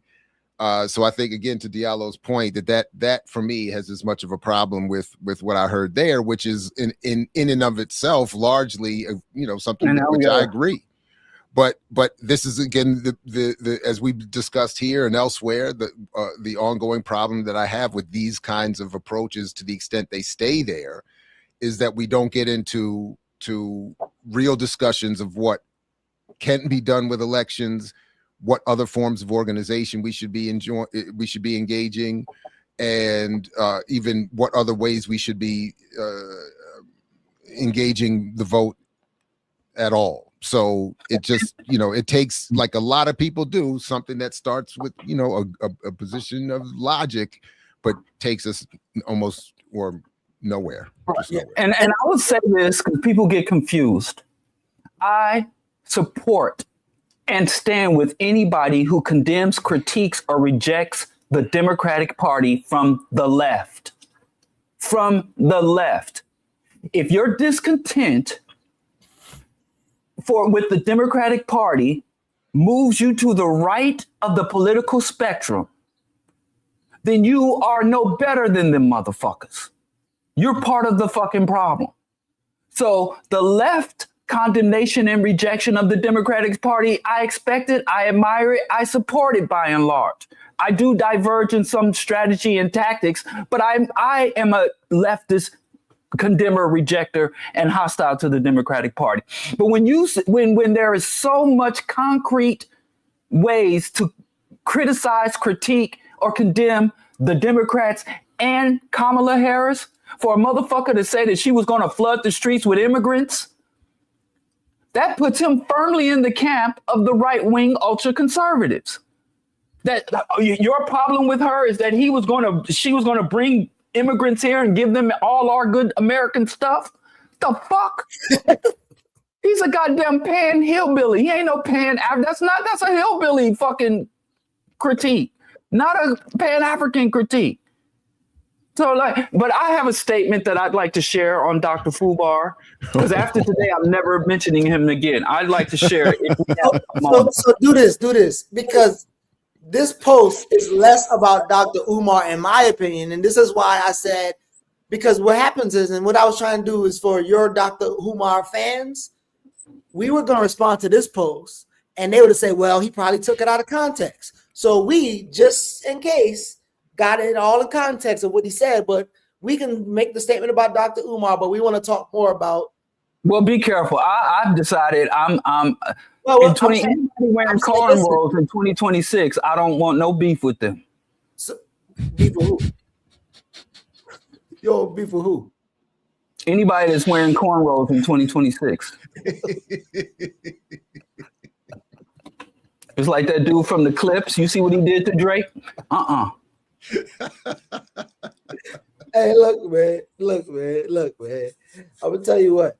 I'm gonna play this clip and then we're gonna respond to that. This is you, not me. Vote for Donald Trump. Yeah. Unlike many black people who believe you must vote even if you have nothing you're looking for, I'm not in that group. I had an economics professor in college that would always talk about how to abandon emotion whenever you're in a financial or economic negotiation, and how to dominate that negotiation. And he had a very interesting leveraging tactic that I never forgot. A green guy is locked in a room with an orange guy and $1 million, and the clock has 1 hour. And they tell him, look, all y'all got to do is decide on how to split up the money and we'll give it to you.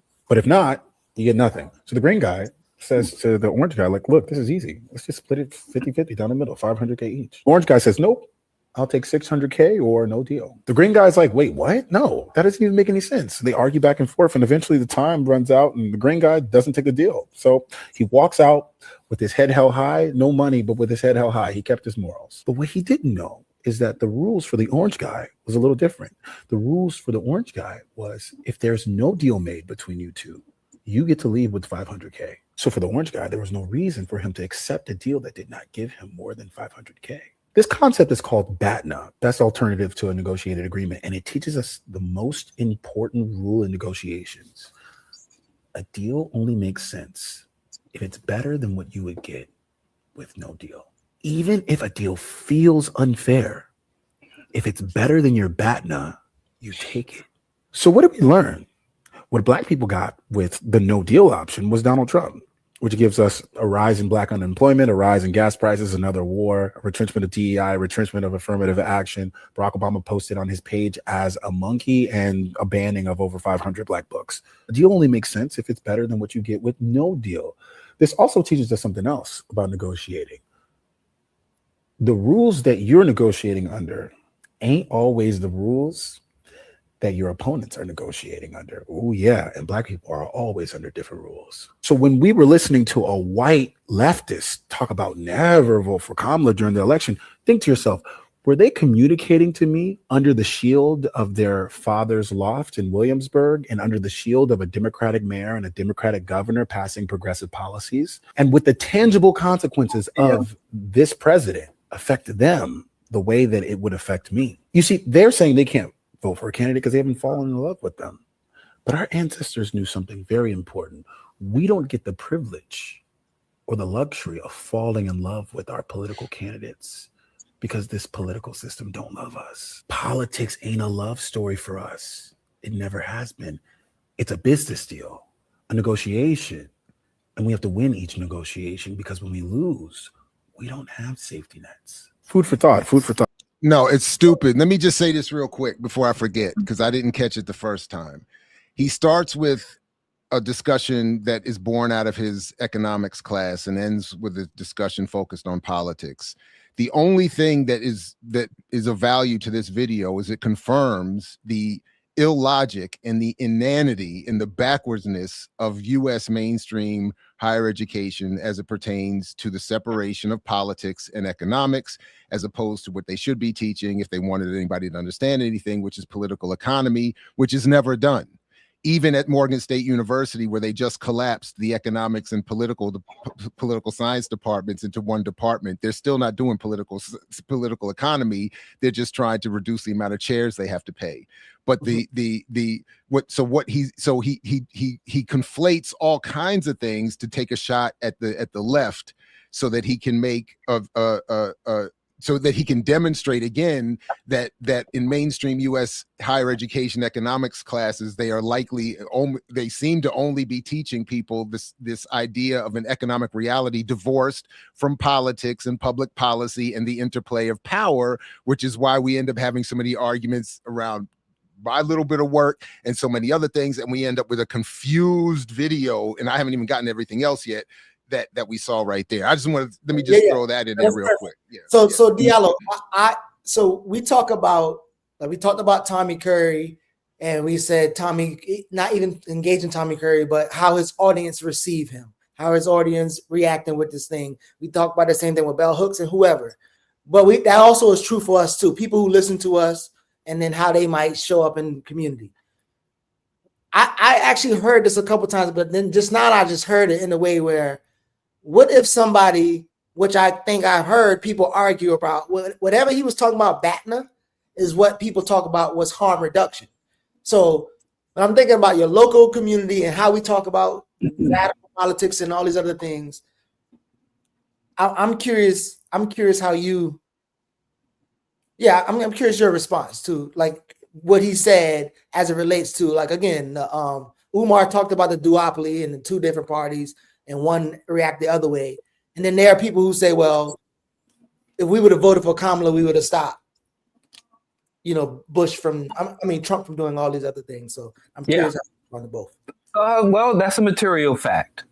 I do think that. I mean, I think it's evident that Trump is a much worse. The Trump administration was markedly a much worse administration than we can speculate about Kamala, but we can go back. The thing is, the government is bad. The government is evil. The government is racist, imperialist, a capitalist. It's very bad, and we live under it. And we should be conspiring and orienting and organizing to subvert the government. But as we do it, we have to make the path by walking, or we have to navigate why we exist. So I think that voting, first of all, it's weird that people talk about, anybody that's talking about, first of all, anyone that's telling you not to vote at all doesn't have your interest at heart. Anyone telling you that they don't vote for Kamala or Trump, but never tell you who they actually did vote for. Also, to me, that's they playing games. They're posturing. So I respect those that say, "Hey, I'm not voting for either of the major parties. I'm voting for this person." You got to tell me who you down. Not Democrat is not an ideology, a position, or a platform. Not Republican is not an ideology. So what is your platform? So at the very least, if I'm like, "Yeah, you're right. They are fucked up." So you're just going to want me to disenfranchise myself, or are you going to give me a viable, or even not even a viable, a reasonable alternative to engage the electoral system? And the electoral system, in many ways, is cosmetic. In other ways, it does have material impacts. There are policies, there are institutions and organizations that are funded or validated, regulated by the state. And many parts of the government are very boring that we pay no attention to. So there are parts of the government we have to fight tooth and nail, and other parts of the government that we are dependent on. And this is the interplay. This is the struggle. This is the fight. That is what it is to be, that's why I think civics needs to come back. Of being a citizen in a society, even a society that you reject, you resent, you rebel against. So to me, I always say you got to be cold, distant, and calculating. I think that the Black community should have a Kamala strategy and a Trump strategy. They should have a strategy for neoliberals and a strategy for neocons. We need to have a status quo strategy and a deteriorating, reactionary, fascist, theocratic, reactionary strategy. We have to prepare for all. I'm not sure why we're still having this debate after 100 years of suffrage, that I think a lot of people put shit on politics that on the electoral system or the government that shouldn't be in that arena. And then they get confused. If you take all the shit that don't belong to government, liberation for African people will never be on the ballot. We ain't gonna never be able to vote our way to liberation. Just like anything else that we value the most, like emancipation, was never voted on. Even civil rights was never voted on because the white majority will vote against that shit every time. So those things came about through a political system as a byproduct of struggles in the streets. Or what mostly brings you the most change from the government is the government feeling vulnerable.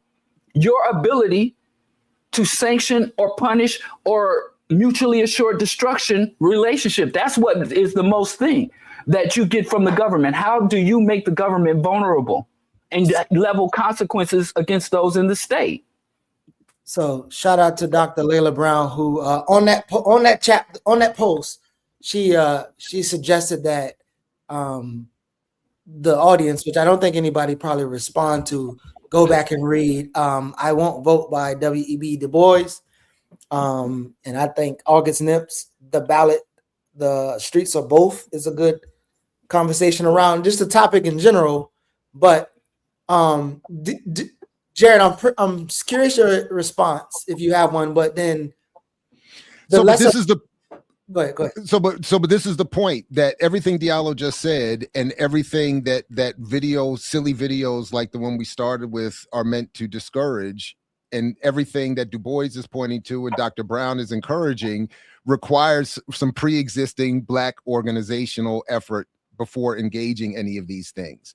Mm-hmm. And silly videos like that, which there's so many silly videos like that are ultimately meant to discourage that level of critical thinking and political organization that is all of which is required before anything is going to work. So yes, absolutely, it's meant to deny that we remember these histories, just like that recent PBS bullshit documentary did. It ignores all of this from Du Bois. You know, for all the discussion of Du Bois, people talk about this man endlessly, and it's either about what he wrote in 1903 or the fact that he died in 1963. And they seem to want to ignore every single thing else in between, especially these points here about voting, socialism, radical Pan-Africanism, et cetera, and so forth. And yes, he had many flaws, made many errors over his long life, but these are the things that I think we need to come back to, if not to fully agree with, to have real discussion around. So Dr. Brown was right, and you're right to bring it up here for sure. So he made a little interesting jab at the white left or whatever he said. It's like, oh, he blamed the. I'm sorry again, Geechee, man. My bad, man. You've been getting cut off a lot today. That's my fault. I apologize. But that's the thing. He used the whole thing was a straw argument to attack the white left when he could have applied his construct to the two-party system in and of itself. If the whole point is you're entering into a negotiation where you don't understand the rules and you don't understand the whatever other existing agreements that the other party has, what better example of that than is the motherfucking Democratic Party? It's not the white left that caused the problem. It's the Democratic Party that constantly holds itself up as a legitimate interlocutor and then rug pulls black people, and that's what Du Bois was saying here. Right.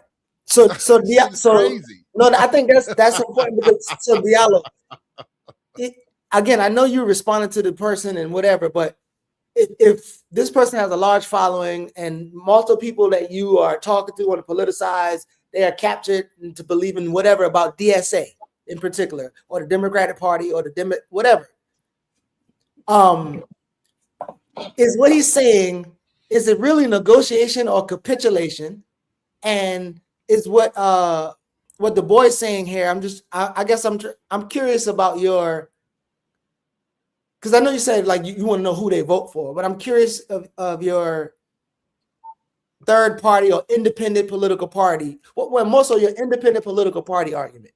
Like, I don't know if I've heard that over the years, but I'm curious about your independent political party, as in what we need to do here as it relates to the conversation that this goofy young boy probably started here. To be honest with you, I don't care about party.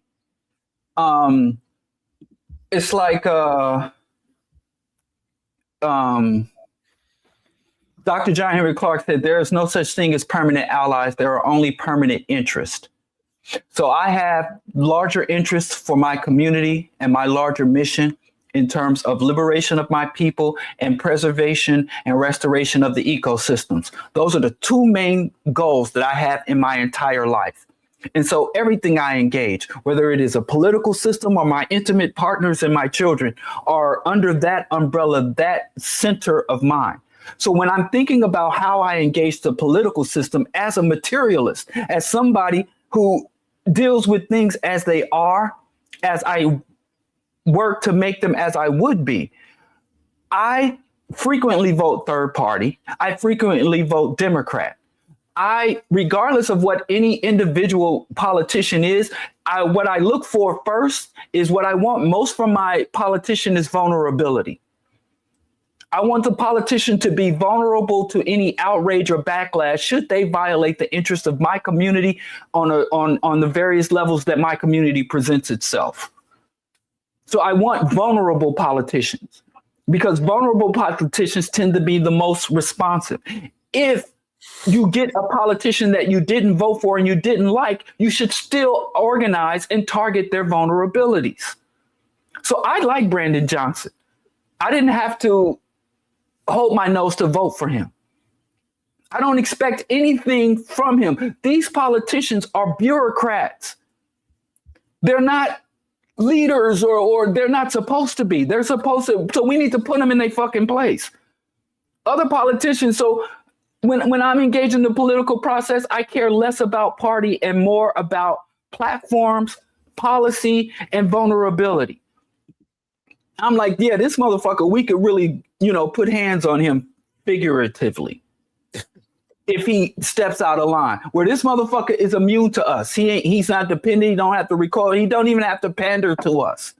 So that's all. It's just like, I know I get what I got to get quick. Like, what did MCA say? Get what you got to get quick. You want to extract what resources or concessions you can get. You want to obstruct anything that is against your community's interests. Stop it, obstruct it, slow it down, redirect it. And then you want to reduce any type of damage.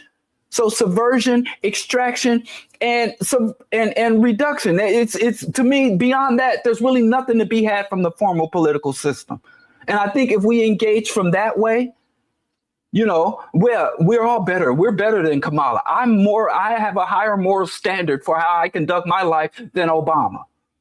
So we're better than these people. We got that. That's settled. We're better, more principled, blah, blah, blah. But now how do we engage this fucking shit that's been forced on us in a way to navigate, sustain ourselves, stop the damage until we can tear this motherfucker down? So Jared, we have Green Party. We got Butch and Chris Smalls, which we're going to talk about in a second, running around. Butch where? Butch where? I said Butch Smalls? I don't know. Chris Smalls and Butch where? Sorry. We have PSL. We have, and obviously Democrat, Republican. You have the DSA today. And I want you to kind of build off what Diallo is saying, but let's kind of, so this is what Dr. Layla suggested. And I think I covered it already. Can you increase the text size a little bit? Yeah. On your screen? Yeah, perfect. Thank you. All right. So in 56, this is him after spending like eight president cycles engaged in a particular way, right? I think maybe voting more Democratic, the lesser two evils. Then it says, there's but one evil party with two names. I don't know if Diallo will agree with that, but we'll know. And it will be effective despite all. I'm sorry. Despite all I can say, all I can do or say, there's no third party on the presidential ballot in few states, 17 and 1952. A socialist party will appear. Few will hear its appeal because it will have almost no opportunity to take part in the campaign and explain its platform. If a voter organizes or advocate a real third party movement, he may be accused of seeking to overthrow this government by force and violence. Anything he advocates by way of significant reform will be called communist and will of necessity be communist in the sense that it must advocate such things as government ownership of the means of production, government in business, the limitation of private property, social medicine, government housing, and federal aid to education, the total abolition of race bias, and the welfare state. These things are on every communist program. These things are the aim of socialism. Any American who advocates them today, no matter how sincerely stands in danger of losing his job or surrendering his social status, and perhaps landing in jail. The witness against him may be liars or insane or criminals. The witness need give no proof for their charges and may not even be known or appear in person. They may be in the pay of the United States government. ADA, which kind of I look as DSA today, and liberals are not third parties. They seek to act as tail to kites. Kites. Tails to kites, yeah. Tail to kites. But since the kites are self-propelled and radar controlled, tails are quite superficial and really silly. Again, I know we talk about Killer Mike, but how he engages with some of these political places and corporations, he's almost like a tail in a larger thing. But I'm curious about your response on today's climate with those people we have. Maybe ADA is a DSA. I'm not sure. I mean, first of all, I like the metaphor that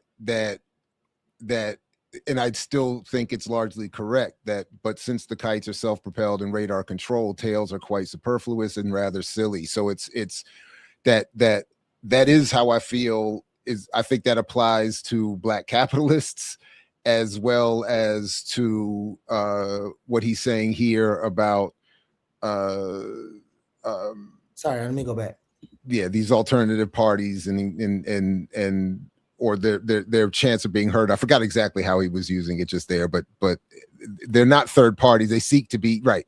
The compradors, the Democratic Party, the DSA, are largely, again, they're not alternatives, and they do seek to be tails to kites, but they're not guiding anything, is the point that he's making. They're just hanging on and being dragged around and as an unnecessary appendage.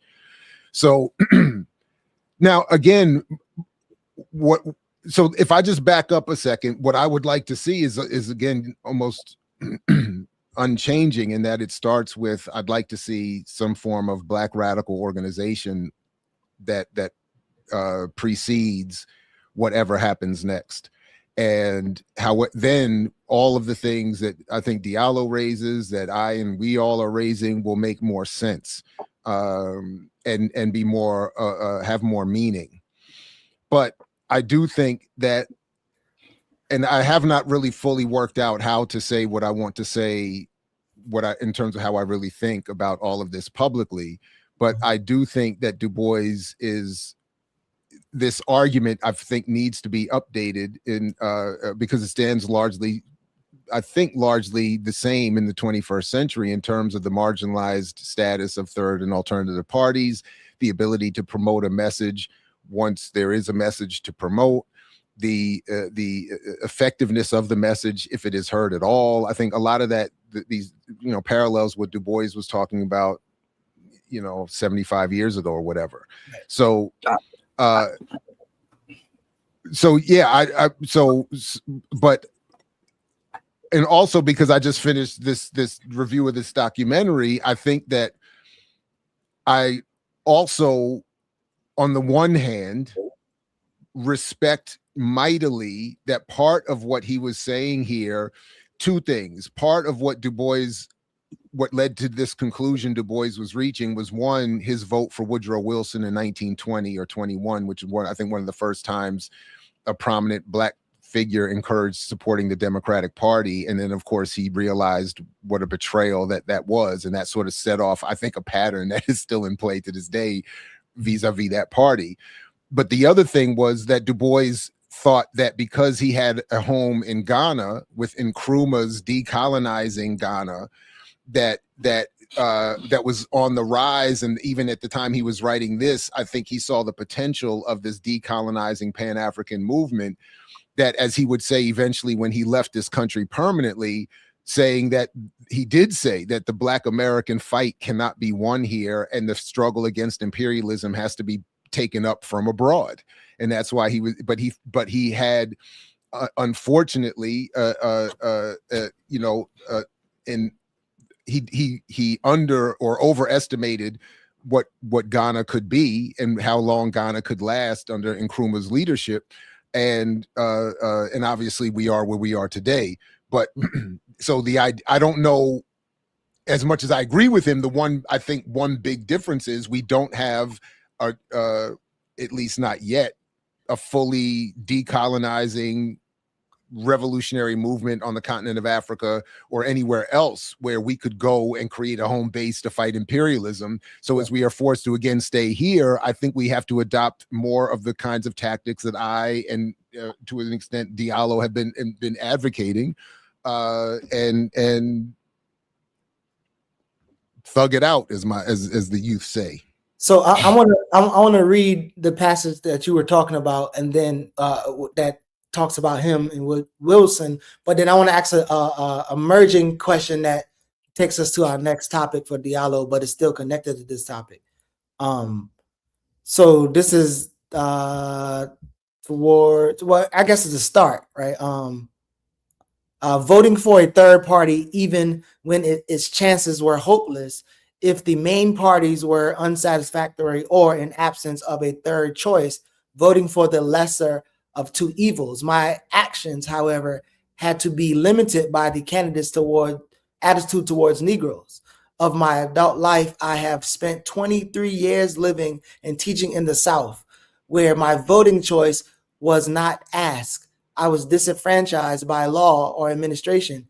In the North, I lived in all 32 years, covering 8 president elections.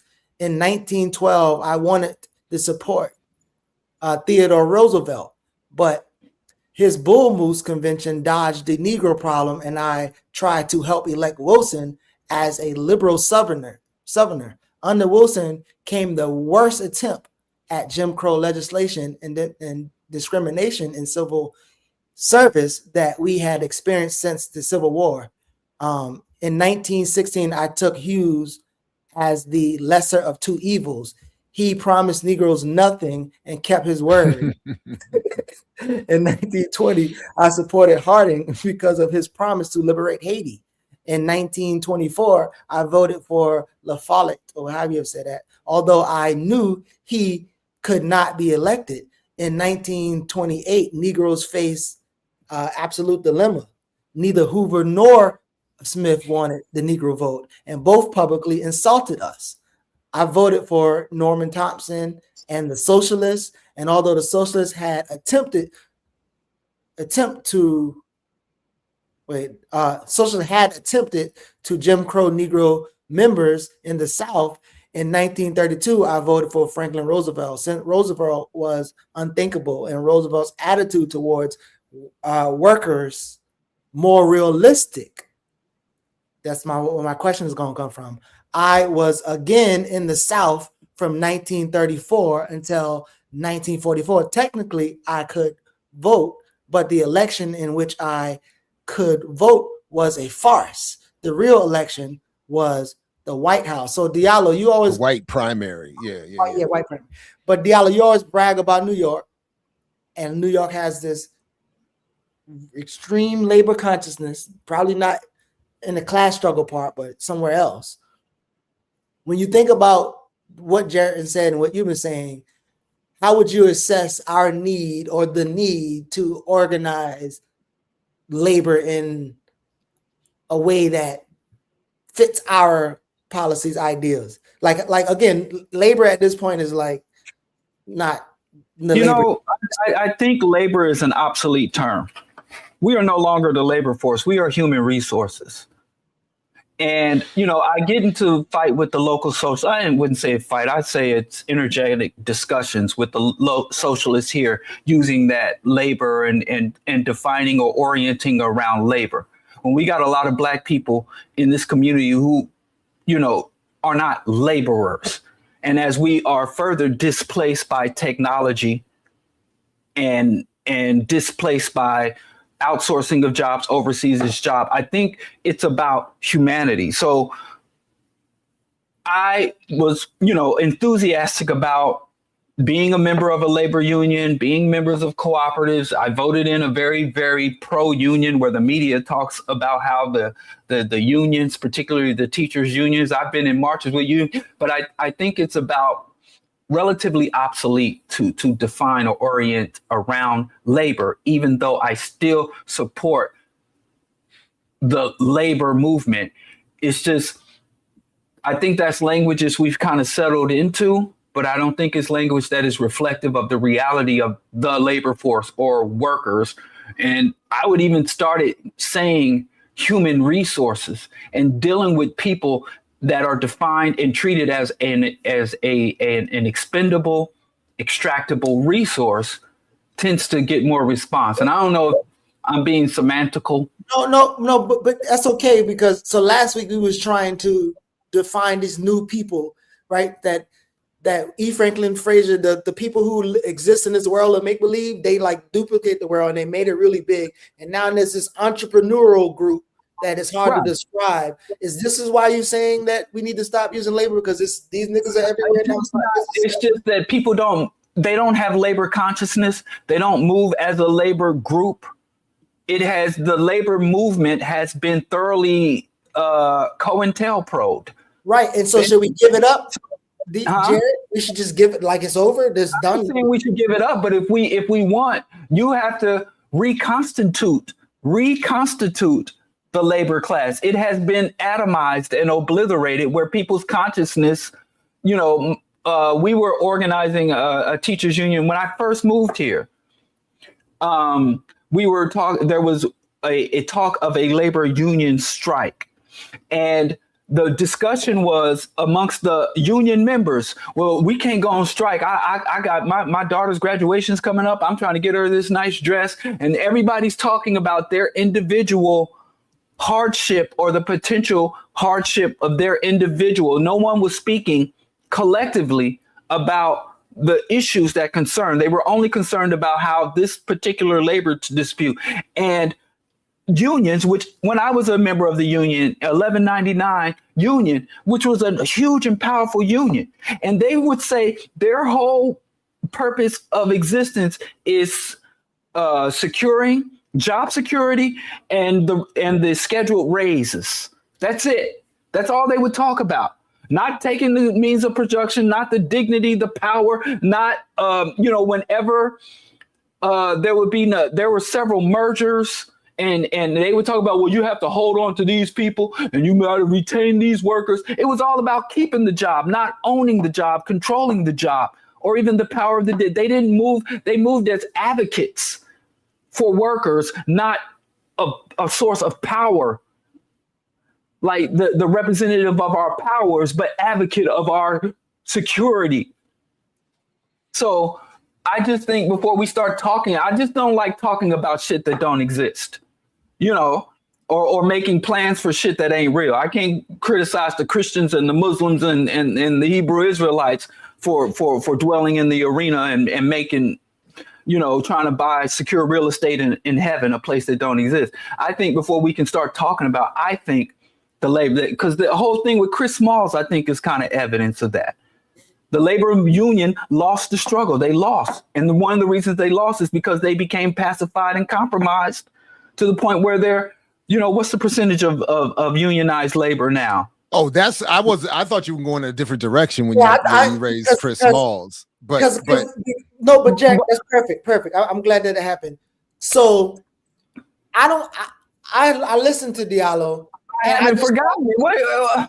No, I'm just not. I'm not sure. I'm not sure he's like answering the question. Like it's almost like, man, the labor movement dead. Ain't nothing to do. He ain't like, but it's labor is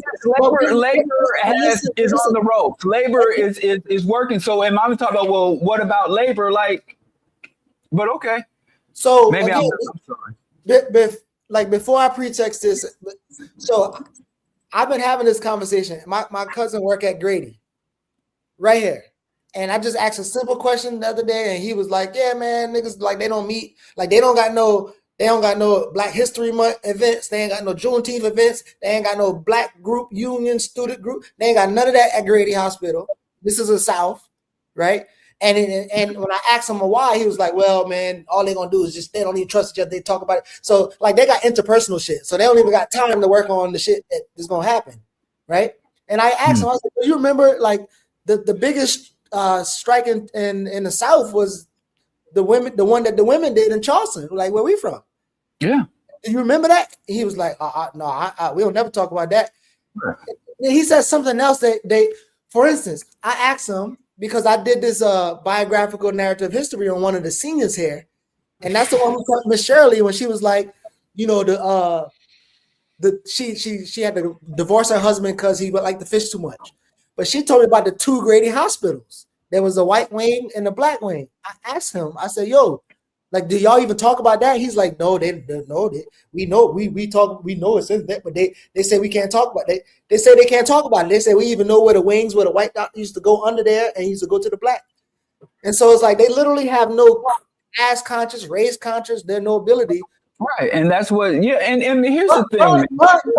But Jared, so we should just not, if we want to do anything here, so we just not gonna organize it. Like we it's a wrap. We quit. Who said that?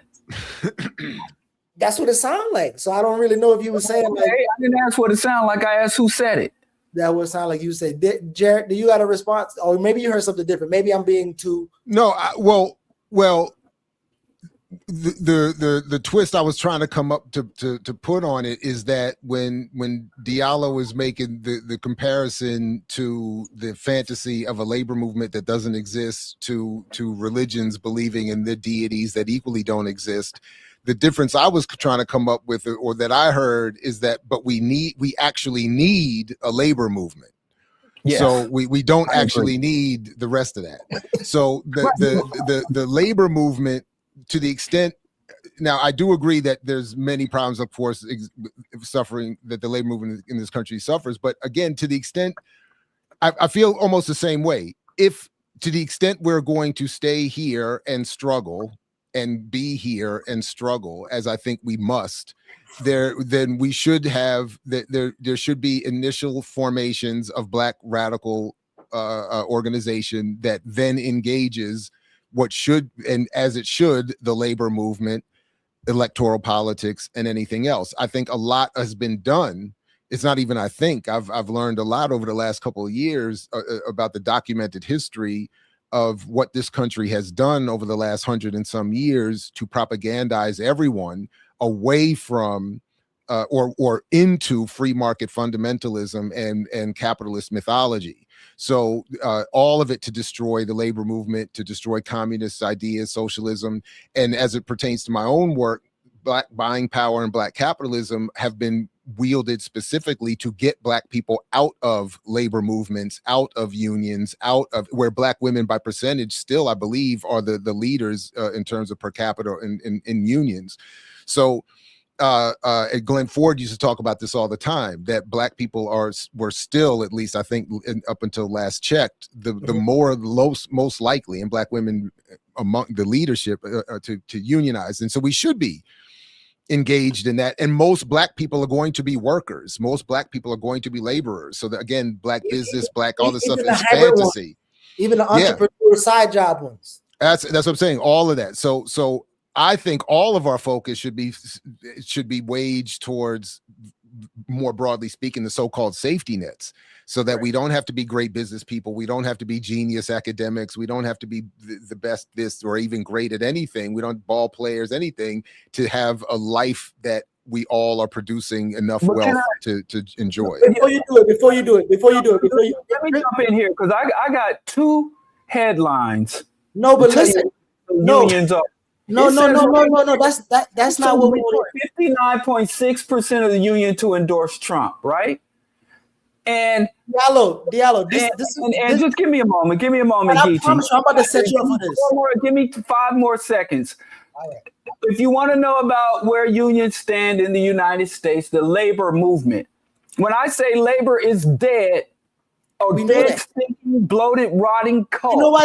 Nobody's arguing that. That's what I'm trying to say. I'm not arguing. Let me bring you back to reality. You a fish flapping with no water right now. Let me put some water on you.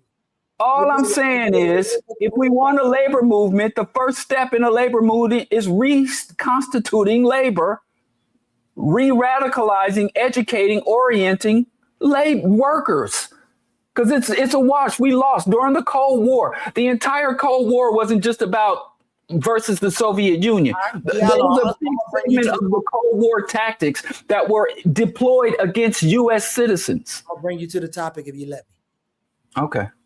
I promise. So, Diallo be joking a lot of times, and I know some of these people, and y'all know we be seeing these people and we know these people personally. So sometimes we're gonna interact with them, and so sometimes it's really close proximity.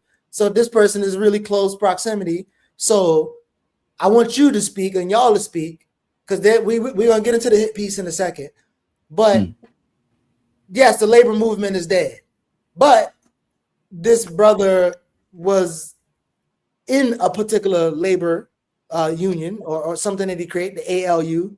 And then when they trying to get their organization popping, they join Teamsters to whatever. Now, this brother has been getting more politicized over time because he's interacting with different people and whatever. And he's saying things that, so again, there's things about how that was run. I don't know all the details of how the ALUs run and what happened. He did this and he said, because everybody writing shit, right? But I do know just seeing him and then interacting with them and him and like he's obviously growing by his interactions with people, but he never really was politicized. And again, I know both of y'all got fucking cousins in New York who some New York niggas. I know both of y'all got cousins. And if one of your cousins who's a New York nigga get on and get this boom, boom, boom fame, like shit gonna be whatever. So one, Jared, maybe you can respond to how you read that piece. But two, like we still have to speak to, there's people watching that's probably working in a union. And they like, well, how do we start our union? And then what we do this and what do we got to do? And then when you in the union for reality, like you realize that, oh, like there might be a time where a Teamsters a partnership with a group that might not be, I don't know, leading to the same direction. Like all of us trying to do all these inner coalitions or whatever. So hit piece, let's talk about the hit piece. But I think we should still be talking to people from New York who, I have, first of all, I have no connections to New York at this point, so I don't know what's what. But I also don't have enough experience with unions in terms of personal experience, and of course, we're not legally allowed to unionize in the state of Maryland from where I am. But in terms of the hit piece, I didn't read the whole thing.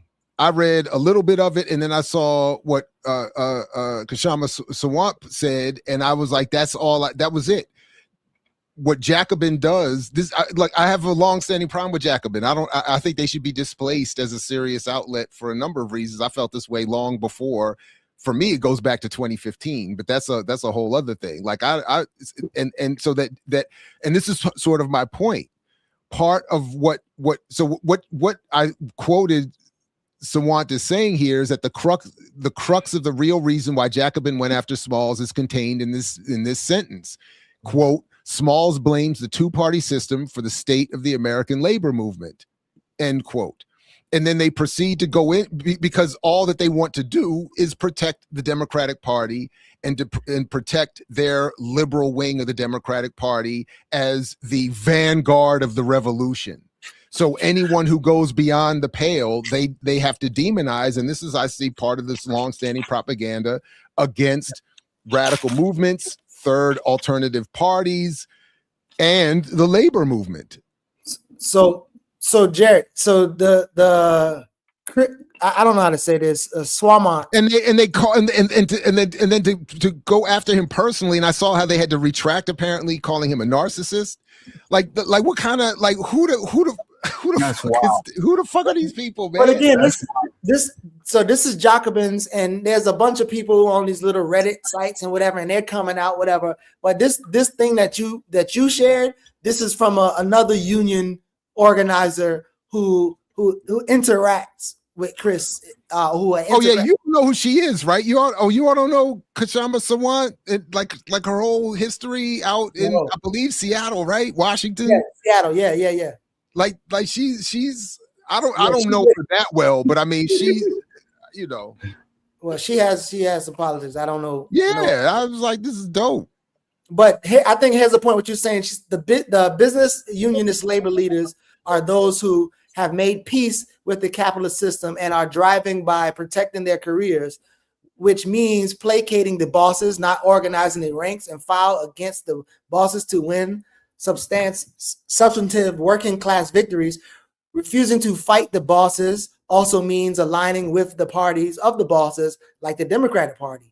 The overwhelming majority of the labor leadership today is business unionists, with some crucial exceptions like Smalls. We need a reckoning in the labor movement. Brother Smalls has put his life on the line for the anti-war movement in solidarity with the Palestinian people against the Israeli state genocide, bankrolled. But anyway, they go into the stuff, and this person might have a particular lean against the Jacobins, but they're speaking to a person who, again, remember, this your cousin who you can be talking to, he worked for the airport, he worked for whatever JFK ate, how you gonna be talking to your cousin is what I'm getting you to share, Diallo. First of all, there's only one Smalls coming out of. That's my only criticism. There's only one true Smalls coming out of, and his first name is Chris. But so, but maybe that's biased. But here's the thing: I've never seen a modern article go through so many twists and turns to avoid calling him an uppity Negro, because that's all that is. He's too big. This Negro out front. When the white, I don't think it's white left, because the true white left catch a lot of heat for shit white liberals do. They take a lot of heat. So the white liberals are used to black people being the workhorses and the martyrs and the sacrifices. But you're not supposed to be out front unless we put you out front.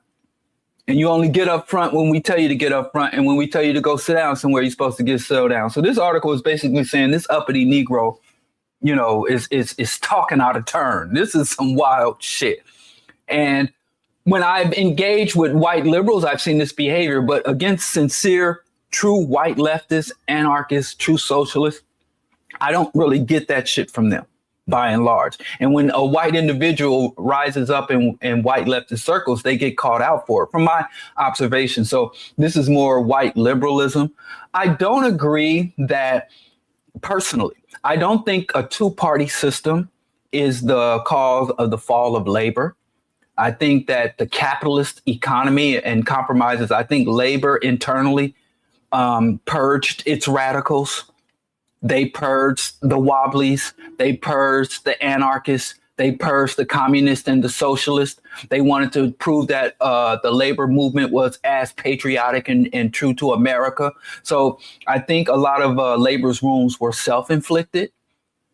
And the two-party system definitely took advantage of that. But I just, from my reflection and what I review about the labor movement struggle, there was an alliance between the state and capital to bring down labor. And many people the labor movement was infiltrated. So I wish I could say, if we had half a dozen political parties, active political parties, it would be different. Because I have to say, we're talking a lot about the two-party duopoly.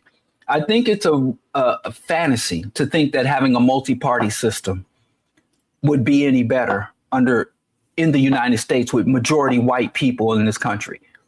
So if the white people, instead of having two factions, the white majority had a dozen factions, do you really think? I mean, look at the governments with two-party, with multi-party states. From Germany to India, they're still having right-wing, theocratic uprising, anti-immigrants, and they have viable third, fourth, and fifth parties that hold positions.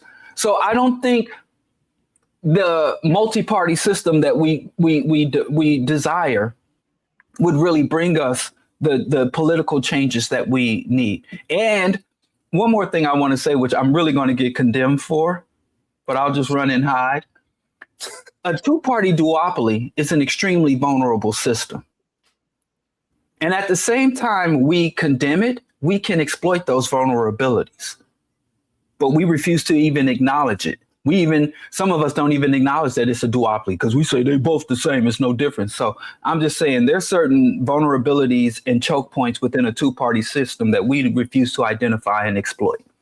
So Jared, I need you to be our resident conscious community responder.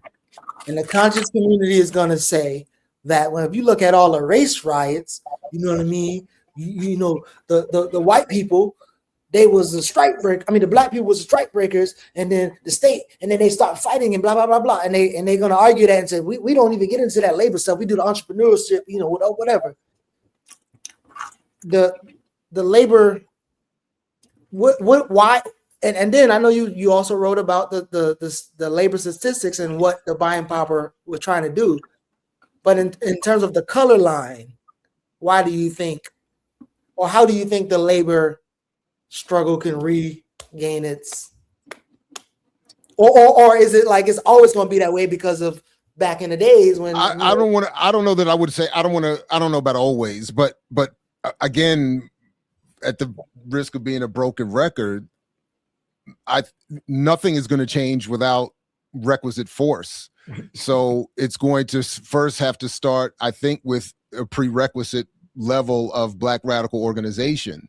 Then once that formation decides to impose itself on the labor movement, it will force the contradictions necessary in that labor movement to propel it forward. That's the only thing I can see happening. What that can produce the results that we want. The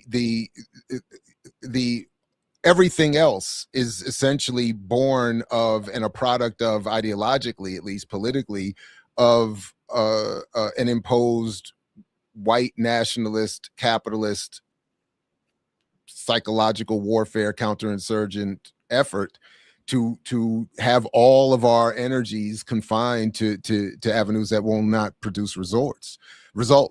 So I'm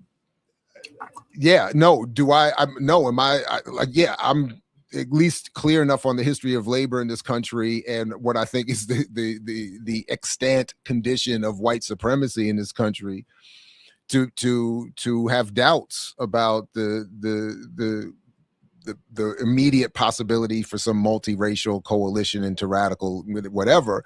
But to the extent that there is, those fires need to be flamed. And again, I think if Black communities are organized as a prerequisite going into those exchanges, can only make it better. So listen, y'all almost got me beat up on this topic because when I shared this on Instagram, Dr. CBS thought we was gonna come for her sister, Dr. Layla Brown, which I let her know that obviously we was gonna engage in some conversation around what she shared. But I said it to say, shout out to Dr. CBS who talks about Harry Haywood, which I studied a lot of Harry Haywood, but Harry Haywood's first wife was the organizer in Bloody Harlan, which is a big labor movement. And so when I first started organizing, I was there. And I said all of to say, I would love to watch, and I don't know if y'all already have your analysis or study, but I would love to read and watch some stuff about the Bloody Harlan movement and get some of y'all reactions of their successes and failures of labor struggle and whatever, because them motherfuckers, they was going to war. And I guess they got some concessions, I guess, to this point, but there's still a lot of stuff that the miners are fucking struggling with right now. But like some shit changed, and the way it changed, it was it was different. But yeah. I definitely am not an expert at all on that history, but the broad strokes, yeah. I mean, that's what I'm saying. But I think to sort of wrap up what I'm hearing in all of the versions are, it can't just be whatever people decide is their preferred course of action. None of it is going to work absent some sort of pre-existing Black radical organizational effort. Right. So that's yeah. I do got a question though. So organization, like you talk about the rupture of a society or whatever. Again, I did do this internal study of evolution and revolution as organizations grow, and it talks about how structures have to change when the times change and the dynamics change. But it talks about how there will be an evolution and revolution inside organizations for it to grow into what it's supposed to come into. And me and Bunchy always talk about how, and I think you talk about this too, Jared, with Daruba at least, how the Black Panther parties didn't create space for the rupture to happen and it to evolve, and it's trying to prevent itself from rupturing, and that's why it took. So I wonder if y'all have a thought around like, we talking about these things have to happen and we need an organization, blah, blah, blah, to do these things. But is it also true for that organization you're talking about, in order for it to even do that thing, it would have to, I don't know, like be able to grow, I guess. Because I think essentially we talk about organizations, they either growing or they get big. And then even when we talk about them, sometimes we talk about them and don't, like we deify them.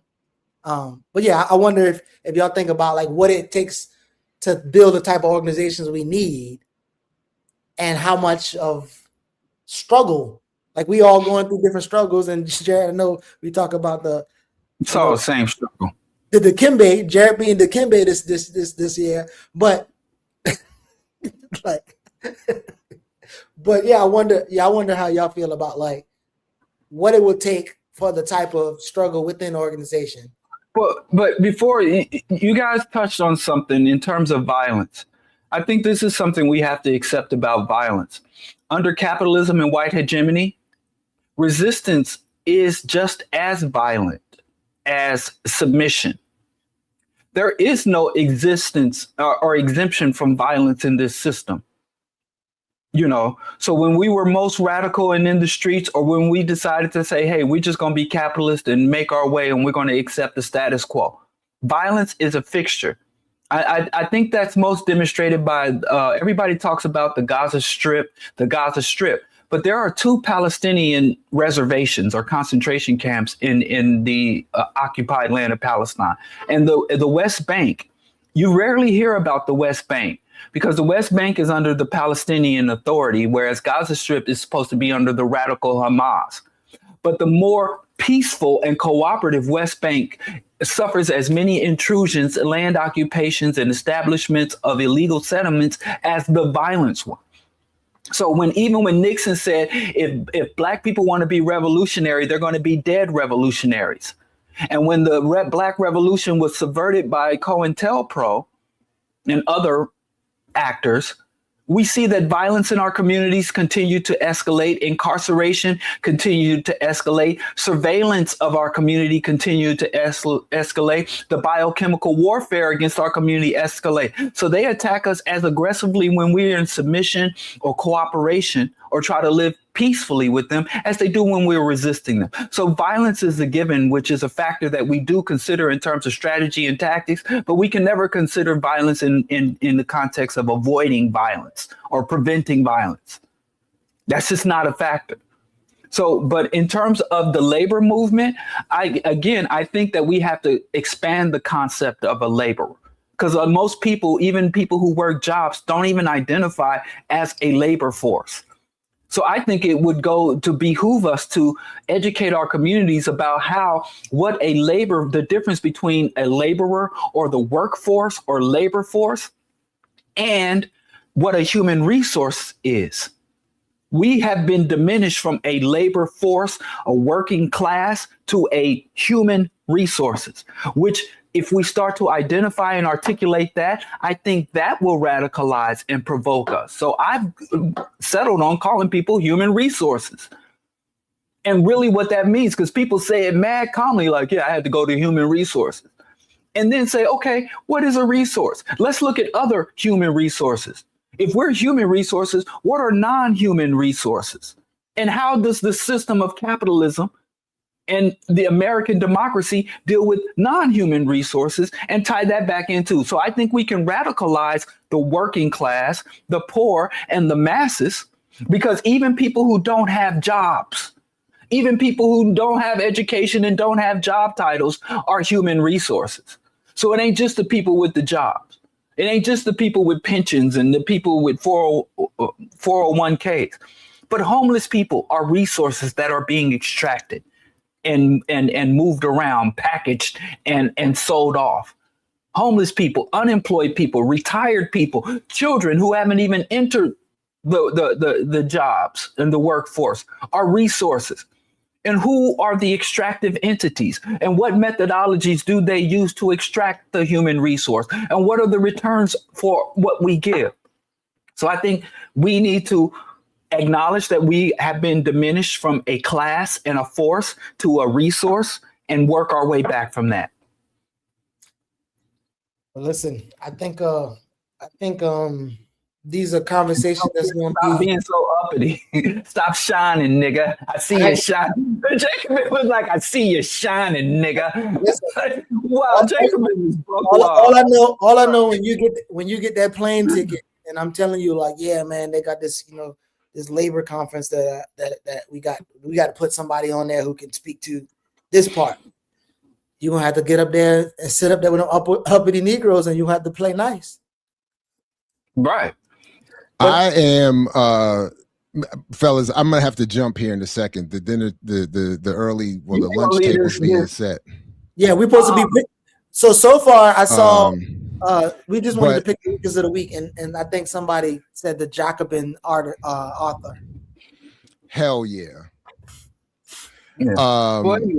But next week, but next week, I want to put on the stand and fight sheet the invitation that I've gotten to a behind the scenes, off the record Black Excellence event in New York in a couple months. Okay. So I'm just gonna leave. Speaking of invitations. This who gets the weakest of the week, Annie? I wanted to give it to LL Cool J.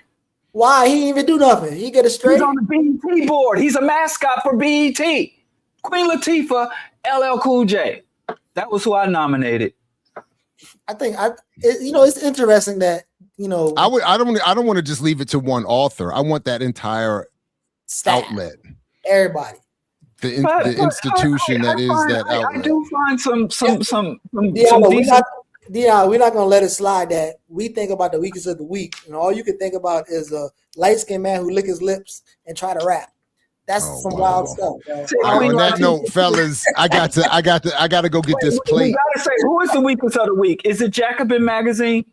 The whole damn magazine. Everybody. The magazine. Okay. I always get voted down. I'll continue to submit. I'll continue to vote, even though my candidate never gets elected. I will, continue to engage. That's fine. I'm used to it. Wow. So the weakest of the week for this week, June 7th, 26, is Jacobin magazine. The whole staff, they mamas, they aunties, cousins, and them. The whole shit.